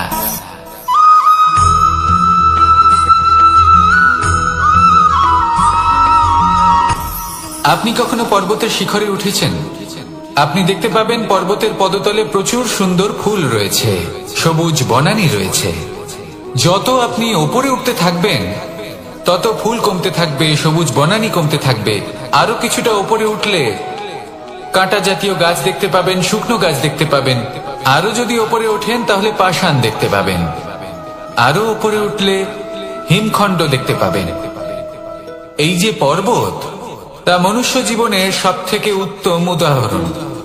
মানুষ যখন সাফল্যের শিখরে পৌঁছতে চান, মহানুভবতার শিখরে পৌঁছতে চান, পথে যত আস্তে আস্তে উপরে উঠতে থাকেন, ততই ভৌতিক বস্তু তার থেকে বিচ্ছিন্ন হতে থাকে। যদি তিনি সেই ভৌতিক বস্তুগুলি ত্যাগ না করতে পারেন, তাহলে কখনোই সেই স্থানে পৌঁছতে পারবেন না। আর মানুষ যদি উচিত ত্যাগ করতে পারেন, পথে অগ্রসর হতে থাকেন, এগোতে থাকেন, তাহলে একদিন না একদিন তিনি মহানুভবতার জ্ঞানের, সাফল্যের হিমের স্বাদ অবশ্যই লাভ করবেন। মনে রাখবেন, মানব জীবনে ত্যাগ হলো অত্যন্ত গুরুত্বপূর্ণ অংশ। আসুন আমার সাথে ভালোবেসে বলুন, রাধা রাধা।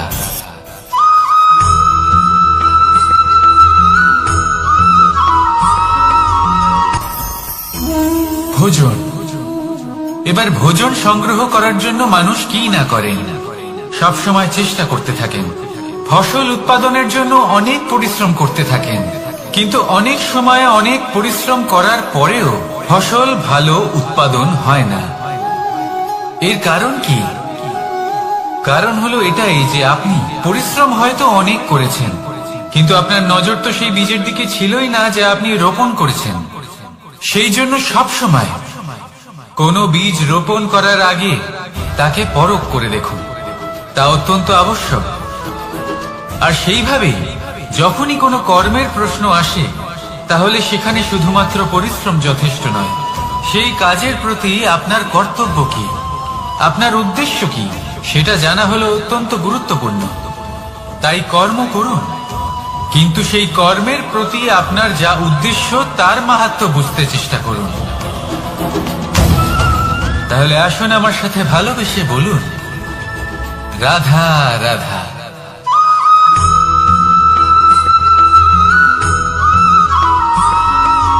বসন্ত ঋতু, এই সময় মন আনন্দে ভরে থাকে।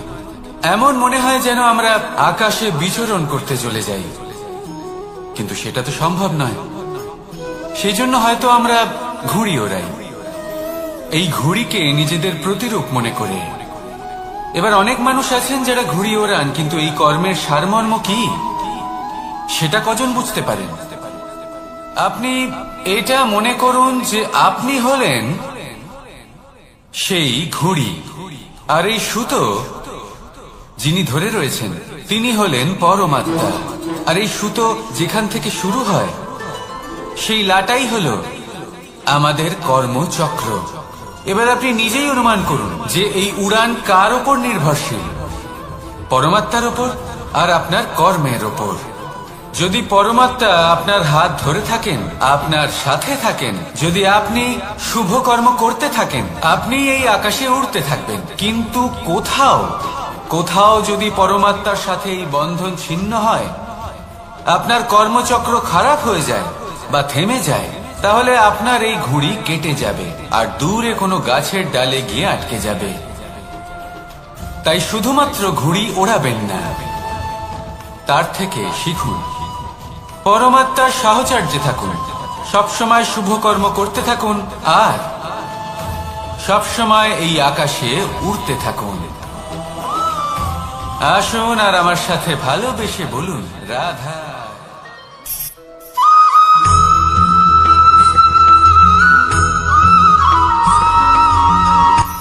এই সংসারে সাফল্য লাভ করার জন্য জ্ঞানের প্রয়োজন হয়, পরিশ্রমের প্রয়োজন হয়, দৃঢ় নিষ্ঠার প্রয়োজন হয়, নিরন্তর চেষ্টা করা প্রয়োজনীয়। কিন্তু আরো কিছু আছে যা অত্যন্ত প্রয়োজনীয় এবং গুরুত্বপূর্ণ। তা হলো ভালো বন্ধু। তাদের থাকা অত্যন্ত প্রয়োজনীয়। যদি ভালো বন্ধু থাকে, তাহলে সময় এলে তারা ঢাল হয়ে আপনাকে সুরক্ষা করবেন। সময় এলে অস্ত্রের মতো শত্রুকে সংহারও করবেন। যদি তিনি জ্ঞানী হন, তাদের মধ্যে সদ্গুণ থাকে, তাহলে এই সব গুণ আপনার মধ্যেও প্রবেশ করবে। তাহলে সাফল্যের জন্য ভালো বন্ধু পাওয়া অত্যন্ত প্রয়োজনীয়। কিন্তু শুধু বন্ধু কেন, ভালো শত্রুও থাকা প্রয়োজনীয়। এবার আপনি ভাবেন, আমি কি বললাম? যদি আপনার জীবনেও ভালো অর্থাৎ শক্তিশালী শত্রু থাকে, তাহলে আপনিও শক্তিশালী হতে থাকবেন। এই শত্রু আপনাকে প্রেরিত করবে আরো বেশি শক্তিশালী হয়ে ওঠার। কখনো কোনো হরিণকে দেখুন, তীব্র গতিতে দৌড়তে থাকে। কেন তীব্র গতিতে দৌড়য়? এই কারণে নয় যে কোথাও তার জন্য মধুর ঘাস অপেক্ষা করে রয়েছে, না।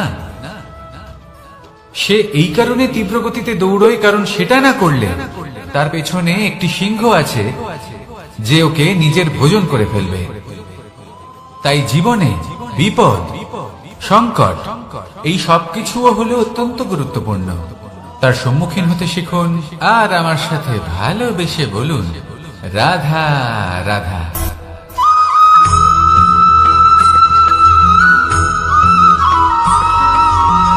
ভালো, শুধু ওনাদের কঠোর ব্যবহার দেখলে আমরা একটু ভয় পেয়ে যাই।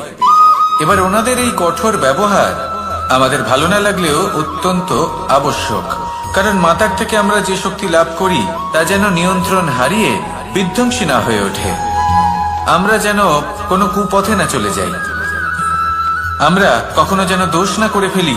শুধু সেই জন্য পিতা এবং গুরু একটু কঠোর হয়ে ওঠেন, এবং ওনাদের এই কঠোর আচরণ ভবিষ্যতে গিয়ে আমরা অবশ্যই বুঝতে পারি। জীবনে কিছু বছর আমরা এগিয়ে যাই আর তারপর আমরা বুঝতে পারি যে বাবা এবং গুরু আমাদের যথেষ্ট ভালোবাসতেন, কিন্তু ওনাদের ভালোবাসার বহিঃপ্রকাশ আলাদা। প্রয়োজনীয় হলো এটা দেখার, এটা বোঝার যে শুরু থেকে আমাদের প্রতি ওনাদের আচরণ কেমন ছিল। ওনাদের কঠোর হওয়ার পেছনে ওনাদের ভালোবাসাটা বোঝার চেষ্টা করুন, ওনাদের চিন্তাটা বোঝার চেষ্টা করুন, ওনাদের পথপ্রদর্শনের আড়ালে আপনার ভবিষ্যতের জন্য যে পরিকল্পনা ওনারা করেছেন সেটা বোঝার চেষ্টা করুন। তখন আপনারা বুঝতে পারবেন ওনাদের ভালোবাসাকে। আপনার মনের মধ্যে আপনা থেকেই ওনাদের প্রতি সম্মান জেগে উঠবে। নিজের পিতা এবং নিজের গুরু এই দুজনের প্রতি কৃতজ্ঞতা প্রকাশ করুন আর আমার সাথে ভালোবেসে বলুন, রাধা রাধা।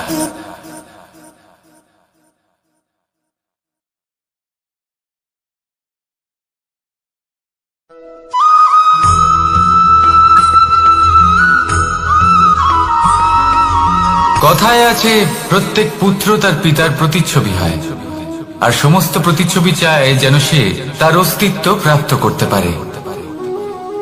পুত্র চায় সে যেন তার পিতার মতো হয়, বা কখনো কখনো তার থেকেও শ্রেষ্ঠ হয়। সেটা কোনো অনুচিত ব্যাপার নয়। অনুচিত তখন হয় যখন পুত্র নিজের পিতার মতো হবার স্বপ্ন পূরণ করতে গিয়ে বা তার থেকেও শ্রেষ্ঠ হওয়ার স্বপ্ন পূরণে অনুচিত পথের আশ্রয় নেয়, কারণ তারপরে সে তার পিতার গুণগুলি আত্মসাৎ করতে চায় না।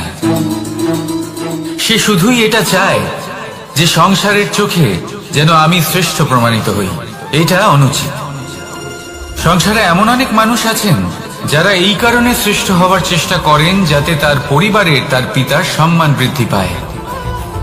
এমনও মানুষ থাকেন, আর এটাই হলো পার্থক্য উদ্দেশ্যের। মনে রাখবেন, যদি আপনার উদ্দেশ্য শুভ হয় তাহলে পথও শুভ হবে, যদি আপনার উদ্দেশ্য অশুভ হয় তাহলে পথও অশুভ হবে। তাহলে নিজের পিতার মতো হবার চেষ্টা অবশ্যই করুন, তার থেকেও শ্রেষ্ঠ হওয়ার চেষ্টা অবশ্যই করুন, কিন্তু মনে রাখবেন আপনার সংকল্প আর আপনার উদ্দেশ্য এই দুই শুভ হওয়া উচিত। তাহলে আসুন আর আমার সাথে ভালোবেসে বলুন, রাধা রাধা।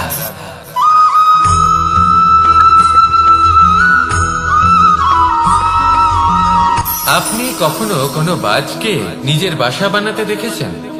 এই বাজ যখনই কোনো বাসা বানায় তখন উঁচু গাছের ডালে বা কোনো পর্বতের শিখরে বাসা বানায়, অনেক উচ্চতায়, আর সেখানে তার সন্তানও জন্মগ্রহণ করে। যখন এই সন্তানেরা জন্মায় তখন এই বাজ খুবই ভালোবেসে এবং খুব সাবধানে এদের পালন পোষণ করে, নিজের ঠোঁট দিয়ে তাদের ঠোঁটে খাবার পরিবেশন করে। কিন্তু যেই সেই সন্তানেরা হৃষ্টপুষ্ট হয়ে যায় এবং সেই কথা বাজ নিজে বুঝতে পেরে যায়, সেই বাজ নিজেই সেই বাসা ছিন্ন ভিন্ন করে দেয়। সেই সন্তান যাদের সবেমাত্র ডানা গজিয়েছে, কিভাবে উঠতে হয় তারা জানে না, সেই সন্তানগুলিকে উচ্চতা থেকে ঠেলে দেয়। সেই সন্তান প্রথমে ভয়ভীত হয়ে যায়। তারা সামনে মৃত্যুকে দেখতে পেয়ে ভয়ের কারণে তাদের ডানা ঝাপটাতে থাকে, আর সেই প্রক্রিয়াতেই সেই সন্তানগুলি উড়তে শুরু করে দেয়। এবার এই ঘটনায় আমরা কি শিক্ষা পেতে পারি? এটাই, যদি আপনি মাতা পিতা হন তাহলে নিজের সন্তানকে অবশ্যই স্নেহ করুন, কিন্তু তাদেরকে নিজের আঁচলের তলায় বেঁধে রাখবেন না। যদি আপনি চান আপনার সন্তান জীবনে উন্নতি করুক, তাহলে নিজের মুঠো থেকে তাদের স্বতন্ত্র করে দিন, এই সংসারে সংঘর্ষ করতে দিন। সেই সন্তান নিজেই বুঝতে পারবে যে জন্মের সময় পাওয়া ডানা কি করে ব্যবহার করতে হয়, আর আপনার চোখের সামনে আপনার সন্তান এই আকাশে উড়তে থাকবে। তাহলে আসুন আমার সাথে ভালোবেসে বলুন রাধা রাধা।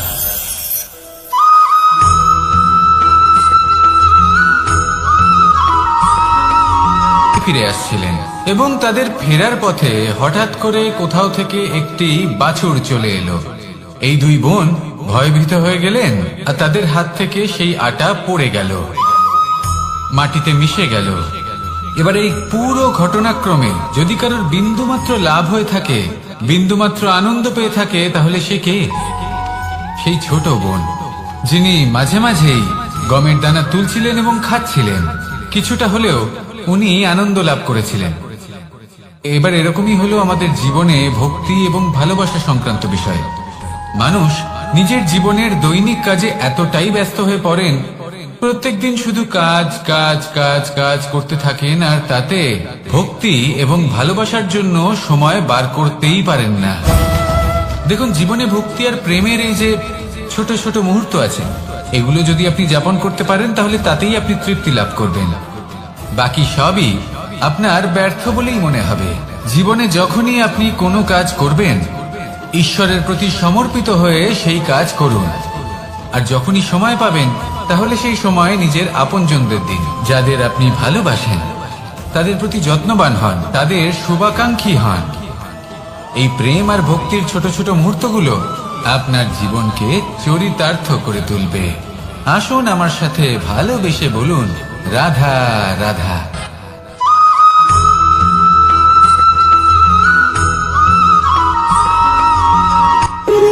যখন মানুষের মৃত্যু হয় তখন কি হয়? অনেক সংখ্যক মানুষ শোক পালন করতে চলে আসেন। যে ব্যক্তি মৃত্যু লাভ করেছেন তার অনেক বস্তু থাকে যেগুলো তার প্রিয়, যেগুলো তিনি ব্যবহার করেছেন। তার শয্যা, তার বস্ত্র, তার আভূষণ সবকিছু তার থেকে বিচ্ছিন্ন করা হয় এবং খালি হাতে তাকে শ্মশানের উদ্দেশ্যে রওনা করা হয়। আমি আপনাকে এই প্রশ্ন করতে চাই, আপনি এই সংসারে কি অর্জন করেছেন? ধন সম্পত্তি, বস্ত্র, আভূষণ, এই সবকিছু যে আপনি অর্জন করেছেন, আপনার মৃত্যুর পরে তা আপনার থেকে দূর হয়ে যাবে। এর উত্তর হলো একটাই, আপনার কর্ম। শুধু সেটাই আছে যা একান্ত আপনার, আর শুধু সেটাই এই সংসার থেকে চলে যাওয়ার পরেও সংসারেই জীবিত থাকবে।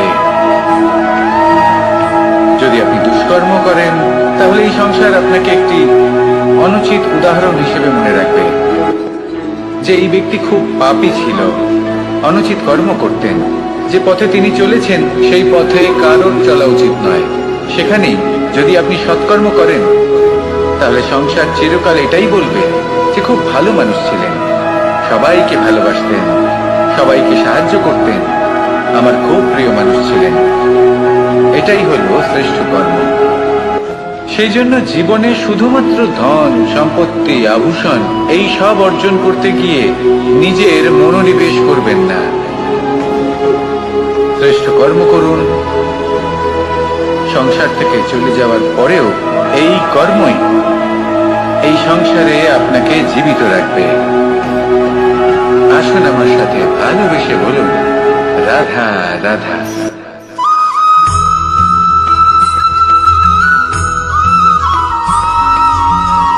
পুরুষার্থ। শাস্ত্রে 4 ধরনের পুরুষার্থের কথা বলা হয়েছে। প্রথম হলো ধর্ম। আপনি কি জানেন এই ধর্ম আসলে কি? আপনার কি মনে হয় ধর্ম আসলে কি? কোনো বিশেষ ঈশ্বরকে মানাই কি ধর্ম বলা হয়? নাকি কোনো বিশেষ রীতি পালন করাই হলো ধর্ম? নাকি কোনো বিশেষ সাহিত্যকে সর্বশ্রেষ্ঠ মনে করাই হলো ধর্ম? না, ধর্ম হলো সেটা যাকে ধারণ করা যেতে পারে। আর ধারণ শুধু সেটাই করা যায় যা পবিত্র। পবিত্র শুধু তাকেই বলা হয় যা নিঃস্বার্থ, যার মধ্যে শাসন করার কোনো ইচ্ছে নেই, যা সরলভাবেই প্রবাহমান, জল এবং বায়ুর মতো। যখন কোনো ব্যক্তি ধর্মকে ধারণ করেন এবং সেই ধর্ম সেই ব্যক্তিকে রক্ষা করে, তখন তাকে ধর্ম বলা হয়। ধর্ম যা রক্ষা করে অহংকার থেকে, খারাপ চিন্তার হাত থেকে, সেই জন্য পুরুষার্থ গড়ে তোলার আগে, ধর্ম পালন করার আগে ধর্মের প্রকৃত অর্থ কি সেটা বুঝে নিন। এটা জেনে রাখুন যে সমস্ত ধর্মের আধার, সমস্ত ধর্মের ভিত শুধুমাত্র ভালোবাসা। আসুন আর এই ভালোবাসার সাথেই বলুন রাধা রাধা।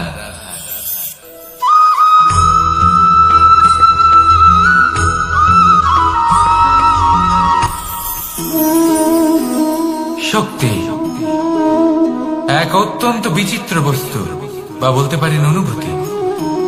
পিতা সবসময় চান যেন তিনি তার শক্তির পুত্রকে।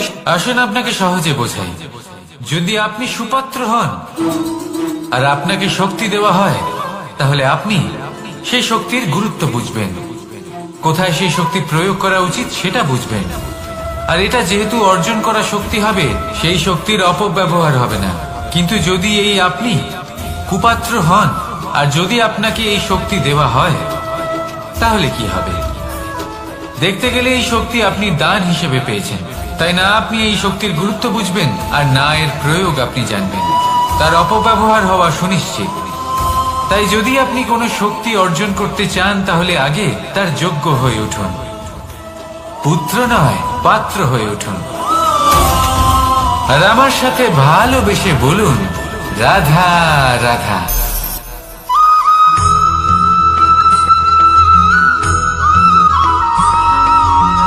কথায় আছে যে এমন কোনো অক্ষর নেই যার দ্বারা কোনো মন্ত্র হয় না, এমন কোনো বনস্পতি নেই যা নিজেই একটা ঔষধি নয়, পৃথিবীর এমন কোনো ব্যক্তি নেই যার মধ্যে কোনো যোগ্যতা থাকে না। শুধু প্রয়োজন হলো যে ব্যক্তিকে আমরা খুঁজে চলেছি তাকে সঠিকভাবে চিনে নেওয়া। যদি তার যোগ্যতা, তার বিশেষত্ব আমরা বুঝতেই না পারি, তাহলে আর লাভ কি রইল? এই সংসারে এমন অনেক ব্যক্তি রয়েছেন যারা ছোট ছোট অসফলতার কারণে আপনাকে এটা বলে দেবে যে আপনি কোনো কাজের নন, আপনি হলেন মূর্খ, আপনি কিছুই করতে পারবেন না। এইসব কথায় কখনোই বিশ্বাস করবেন না, কারণ আপনি এবং প্রত্যেকটি জীব এই পরমাত্মা এবং এই প্রকৃতির সৃষ্টি, যা অত্যন্ত বিশেষ। যদি আপনাকে উদাহরণ দিই, তাহলে একদিকে আছে তরোয়াল, একটা বড় লম্বা তরোয়াল যার দ্বারা যুদ্ধ করা যায়, জয়লাভ করা যায়। আর অন্যদিকে রয়েছে একটা ছোট্ট সূচ, কিন্তু যে কাজ একটা ছোট্ট সূচ করতে পারে তা একটা তরোয়াল দ্বারা সম্ভব নয়। এর অর্থ হলো এটাই যে প্রত্যেকটা রচনা অত্যন্ত অমূল্য এবং অত্যন্ত বিশেষ হয়। তাহলে বিশ্বাস রাখুন যে আপনি অত্যন্ত বিশেষ একজন।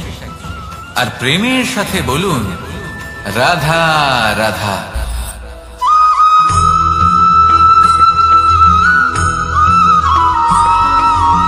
মানুষের একটি সমস্যা আছে যে মানুষ সাফল্যকে মাপতে থাকেন, লক্ষ্যপ্রাপ্তিকে মাপতে থাকেন এবং তার তুলনা করতে থাকেন যে ও এত কিছু পেল আর আমি পেলাম না, ওর কাছে এত কিছু আছে কিন্তু আমার কাছে নেই। এই তুলনা করার জন্য ওনারা দুঃখী হয়ে পড়েন, নিরাশ হয়ে পড়েন। তাই আমি একটা প্রশ্ন করছি যে এটা কি উচিত? এই সংসারে আপনি কি নিয়ে তুলনা করবেন, যেখানে সূর্যদেব চন্দ্রমা দুজনেই আছেন, দুজনেই হলেন বিশেষ, দুজনেই নিজ নিজ সময়ে উদিত হন।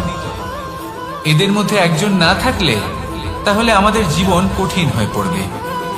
ঠিক সেইভাবেই আপনি যদি একটা বড় রেখা অঙ্কন করেন, তাহলে অন্য রেখাটি ছোট হয়ে পড়ে না, সে তেমনই থাকে যেমনটা সে ছিল। আপনার অস্তিত্ব কখনো ছোট বা বড় হতে পারে না। শুধু তুলনা করার জন্য আপনার এটা মনে হতে পারে। যদি আপনি যুদ্ধ করতে চান, আপনার তলোয়ারের প্রয়োজন পড়বে। যদি বস্ত্র তৈরি করতে চান, এত বড় তলোয়ার দিয়ে কিছুই হবে না, তখন প্রয়োজন পড়বে একটা ছোট্ট সূচের।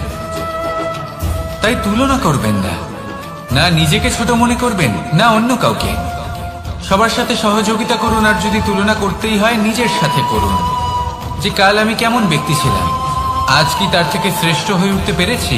ভেবে দেখুন ভবিষ্যতে গিয়ে আপনি কতটা শ্রেষ্ঠ ব্যক্তি হতে পারেন। আসুন আমার সাথে ভালোবেসে বলুন রাধা রাধা।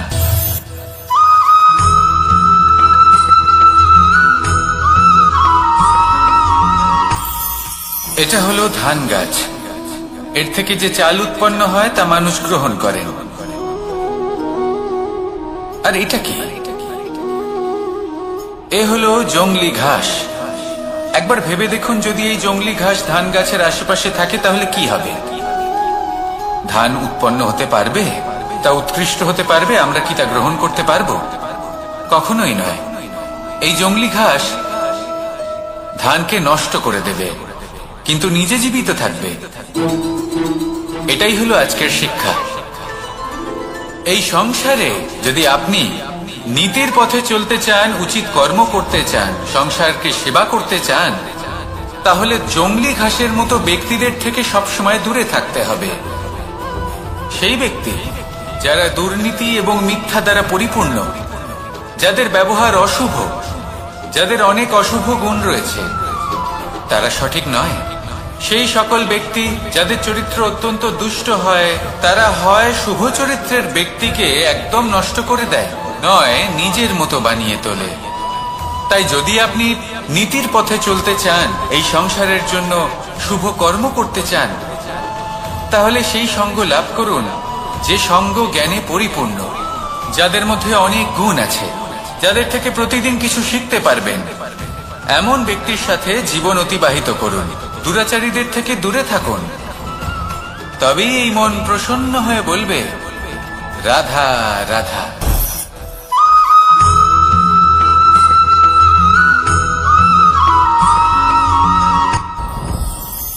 সাথী। সাথী এই শব্দটির ব্যাখ্যা কে কিভাবে করে? মিত্র, সখা, বন্ধু। কিন্তু অর্থ একটাই, তিনি যিনি আপনার সঙ্গী হন আর তিনি যার সাথী আপনি হন। এবার সব থেকে বড় প্রশ্ন হলো এটাই যে তিনি কে হতে পারেন যাকে আপনি আপনার সাথী বলে মেনে নিতে পারেন, নিজের সখা, নিজের মিত্র, নিজের বন্ধু মেনে নিতে পারেন। আপনার সাথী হলেন তিনি যিনি দুঃখের সময় আপনার পাশে থাকবেন, আপনার হাত ধরে থাকবেন। আপনার সাথী হলেন তিনি যার হাত আপনি নিজের সুখের দিনে ধরে থাকবেন। সেই সাথীরই হাত ধরুন যিনি দুঃখে সবসময় আপনাকে সাহায্য করার জন্য তৎপর হয়ে থাকেন, আপনার পাশে থাকেন, আর যাকে সুখের দিনে আপনি আপনার সাথে রাখতে পারেন। আর যখন আপনার সাথে আপনার এই সাথী থাকবে, তখন আপনি এটা বুঝবেন যে যখন জীবনে দুঃখ আসে, তখন এই দুঃখ কমে যায়, সবার মধ্যে ভাগ হয়ে যায়। আর যদি তখন সুখ আসে, তাহলে সেটা সবার উপস্থিতিতে আরো বেড়ে যায়। এটাই হলো প্রেম, এটাই হলো ভালোবাসা, এটাই হলো সঙ্গ। যেমন সম্পর্ক আমার আর রাধার মাঝে। তাহলে আসুন আর আমার সাথে ভালোবেসে বলুন, রাধা রাধা।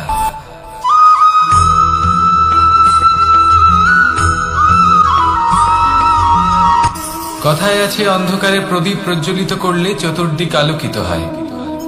কিন্তু যদি এই প্রদীপ আমি সূর্যের আলোর সম্মুখে সকালবেলায় প্রজ্বলিত করে রেখে দিই, তাহলে কি হবে? আপনি বলবেন যে এটা করে তো কোনো লাভই হলো না। সূর্যের প্রকাশের সামনে এই প্রদীপ আসলে কিছুই নয়। এবার এই চিন্তা ভাবনা প্রত্যেক দিন করতে হবে, আর একটা অমূল্য শিক্ষা পেতে হবে। মনে করুন যে আপনি মহাপুরুষের সামনে বসে আছেন, কোন মহাজ্ঞানীর সামনে। তাহলে সেই ব্যক্তির সামনে নিজের জ্ঞানের প্রদীপ প্রজ্বলিত করবেন না, নীরব থাকুন, আর সেই ব্যক্তির সূর্যের প্রকাশের মতো জ্ঞান প্রাপ্ত করুন। যতটা পারবেন জ্ঞান লাভ করুন। যদি এমন কোন সময়, এমন কোন স্থানে আপনি আছেন যেখানে চতুর্দিক অন্ধকার, কারোর কাছেই জ্ঞান নেই, সেখানে নিজের জ্ঞানের প্রদীপ প্রজ্বলিত করুন। এমন করলে দুদিক থেকেই আপনার লাভ হবে। আপনার জ্ঞান প্রাপ্তিও হবে, আর জ্ঞানের সঠিক প্রয়োগও করতে পারবেন। আর এই মন প্রসন্ন হয়ে বলবে, রাধা রাধা।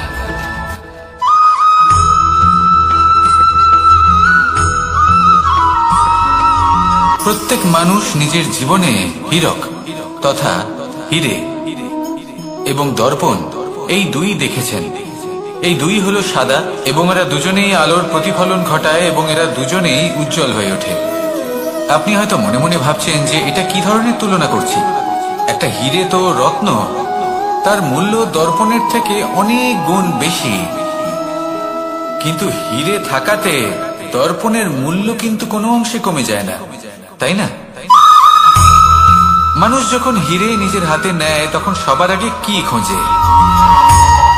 দর্পণ, যাতে তার মধ্যে দিয়ে দেখে সে বুঝতে পারে যে সেই হিরে আদৌ তার শোভাবর্ধন করছে কিনা, তাকে ভালো দেখাচ্ছে কিনা, প্রসাধনের জন্য সেটা ব্যবহার করা ঠিক হবে কিনা। অর্থাৎ হীরের উপস্থিতিতে দর্পণের গুরুত্ব কম হলো না, দর্পণের কারণে হীরের মূল্য বোঝা গেল। আমাদের জীবনেও ঠিক এরকমই ঘটে। আপনারা যদি এই সংসারে নিজের আশেপাশে দেখেন, এমন অনেক মানুষ দেখতে পাবেন যারা নিজেদের ক্ষেত্রে মহান স্থানে পৌঁছেছেন, নিপুণ এবং শ্রেষ্ঠ হয়েছেন। আর তাদের মধ্যে আপনার নিজের মনে হয় যেন আপনি হলেন দর্পণ। নিজেকে ছোট মনে করবেন না। আপনার মূল্য কম হচ্ছে না, আপনার নিজস্ব মূল্য আছে। আর যদি আপনার অস্তিত্ব না থাকে তাহলে ওনাদের অস্তিত্বের মূল্য সংসার বুঝতেই পারবে না। জীবনে সবসময় চেষ্টা করবেন যাতে আপনি আরো বেশি শ্রেষ্ঠ হয়ে উঠতে পারেন। আপনি নিজে যে স্থানে আছেন সেটাকে ছোট মনে করবেন না, তারও নিজস্ব একটা মূল্য আছে। যদি আপনি হিরে হয়ে থাকেন তাহলে অহংকার করবেন না, যদি আপনি দর্পণ হয়ে থাকেন তাহলে নিজেকে ছোট মনে করবেন না। আসুন আর আমার সাথে ভালোবেসে বলুন, রাধা রাধা।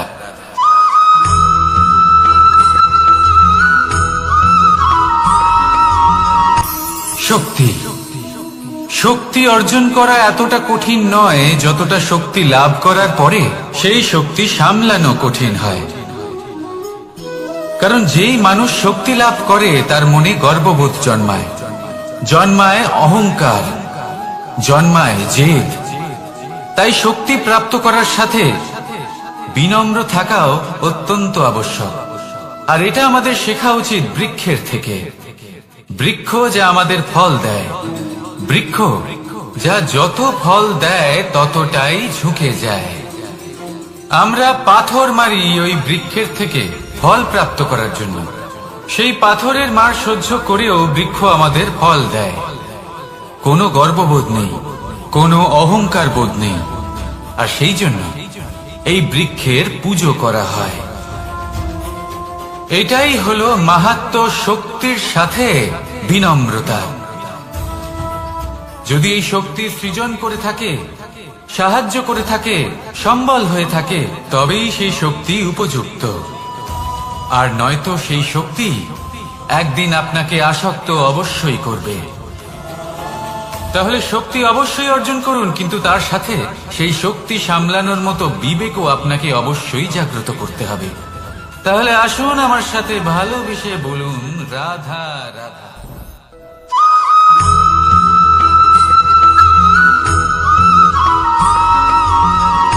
কথায় আছে, অন্ধকারে প্রদীপ প্রজ্বলিত করলে চতুর্দিক আলোকিত হয়।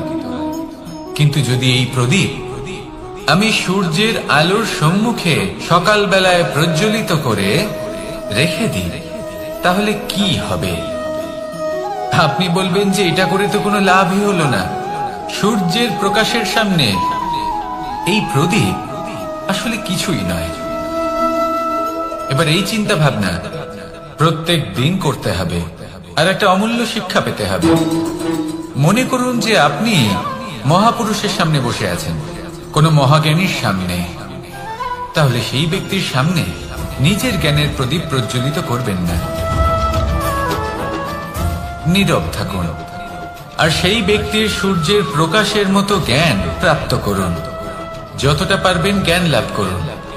যদি এমন কোন সময়, এমন কোন স্থানে আপনি আছেন যেখানে চতুর্দিক অন্ধকার, কারোর কাছেই জ্ঞান নেই, সেখানে নিজের জ্ঞানের প্রদীপ প্রজ্বলিত করুন। এমন করলে দুদিক থেকেই আপনার লাভ হবে। আপনার জ্ঞান প্রাপ্তিও হবে, আর জ্ঞানের সঠিক প্রয়োগও করতে পারবেন। আর এই মন প্রসন্ন হয়ে বলবে, রাধা রাধা।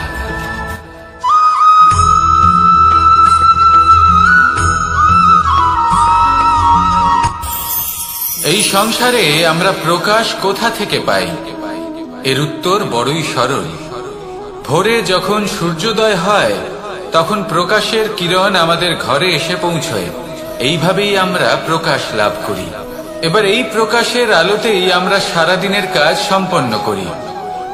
সন্ধে হয়ে যায়, সূর্যাস্ত হয়ে যায়, আর আমাদের ঘর যাতে অন্ধকার না হয় তার জন্য আমরা একটা প্রদীপ প্রজ্বলিত করি। এটাই ঘটে আমাদের জীবনেও। এবার প্রবাহমান আয়ুর সাথে আমরা আমাদের অন্তরে যদি একটা প্রদীপ প্রজ্বলিত করে নিই, তাহলে বিষয়টাই অন্যরকম হবে। এবার আপনি বলবেন কোন প্রকাশের কথা বলছি যা আমাদের অন্তরে জাগ্রত করা সম্ভব? আমাদের আত্মার মাঝে প্রেমের প্রকাশ জাগ্রত করার কথা বলছি। কারণ আমাদের এই জীবন এও হলো দিনের আলোর মতো। আজ প্রকাশ আছে, কিন্তু কোনোদিন অবশ্যই অস্ত হবে। কিন্তু অস্ত হবার আগে যদি আমরা আমাদের আত্মার মাঝে প্রেমের এই প্রকাশ উজ্জ্বলিত করে নিই, তাহলে আমাদের সন্ধ্যাকালও আমরা আনন্দে এবং প্রেমে যাপন করব। তাহলে আসুন আর আমার সাথে ভালোবেসে বলুন, রাধা রাধা।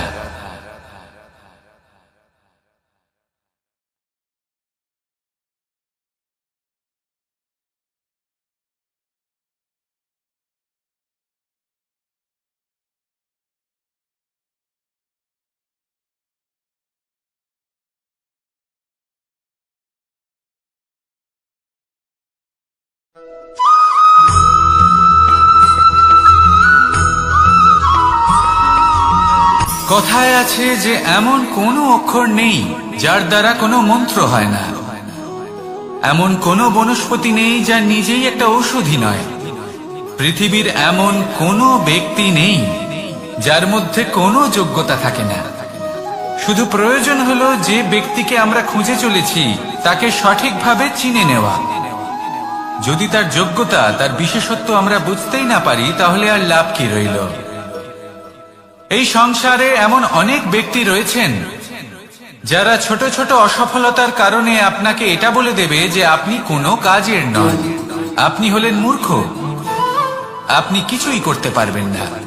এইসব কথায় কখনোই বিশ্বাস করবেন না, কারণ আপনি এবং প্রত্যেকটি জীব এই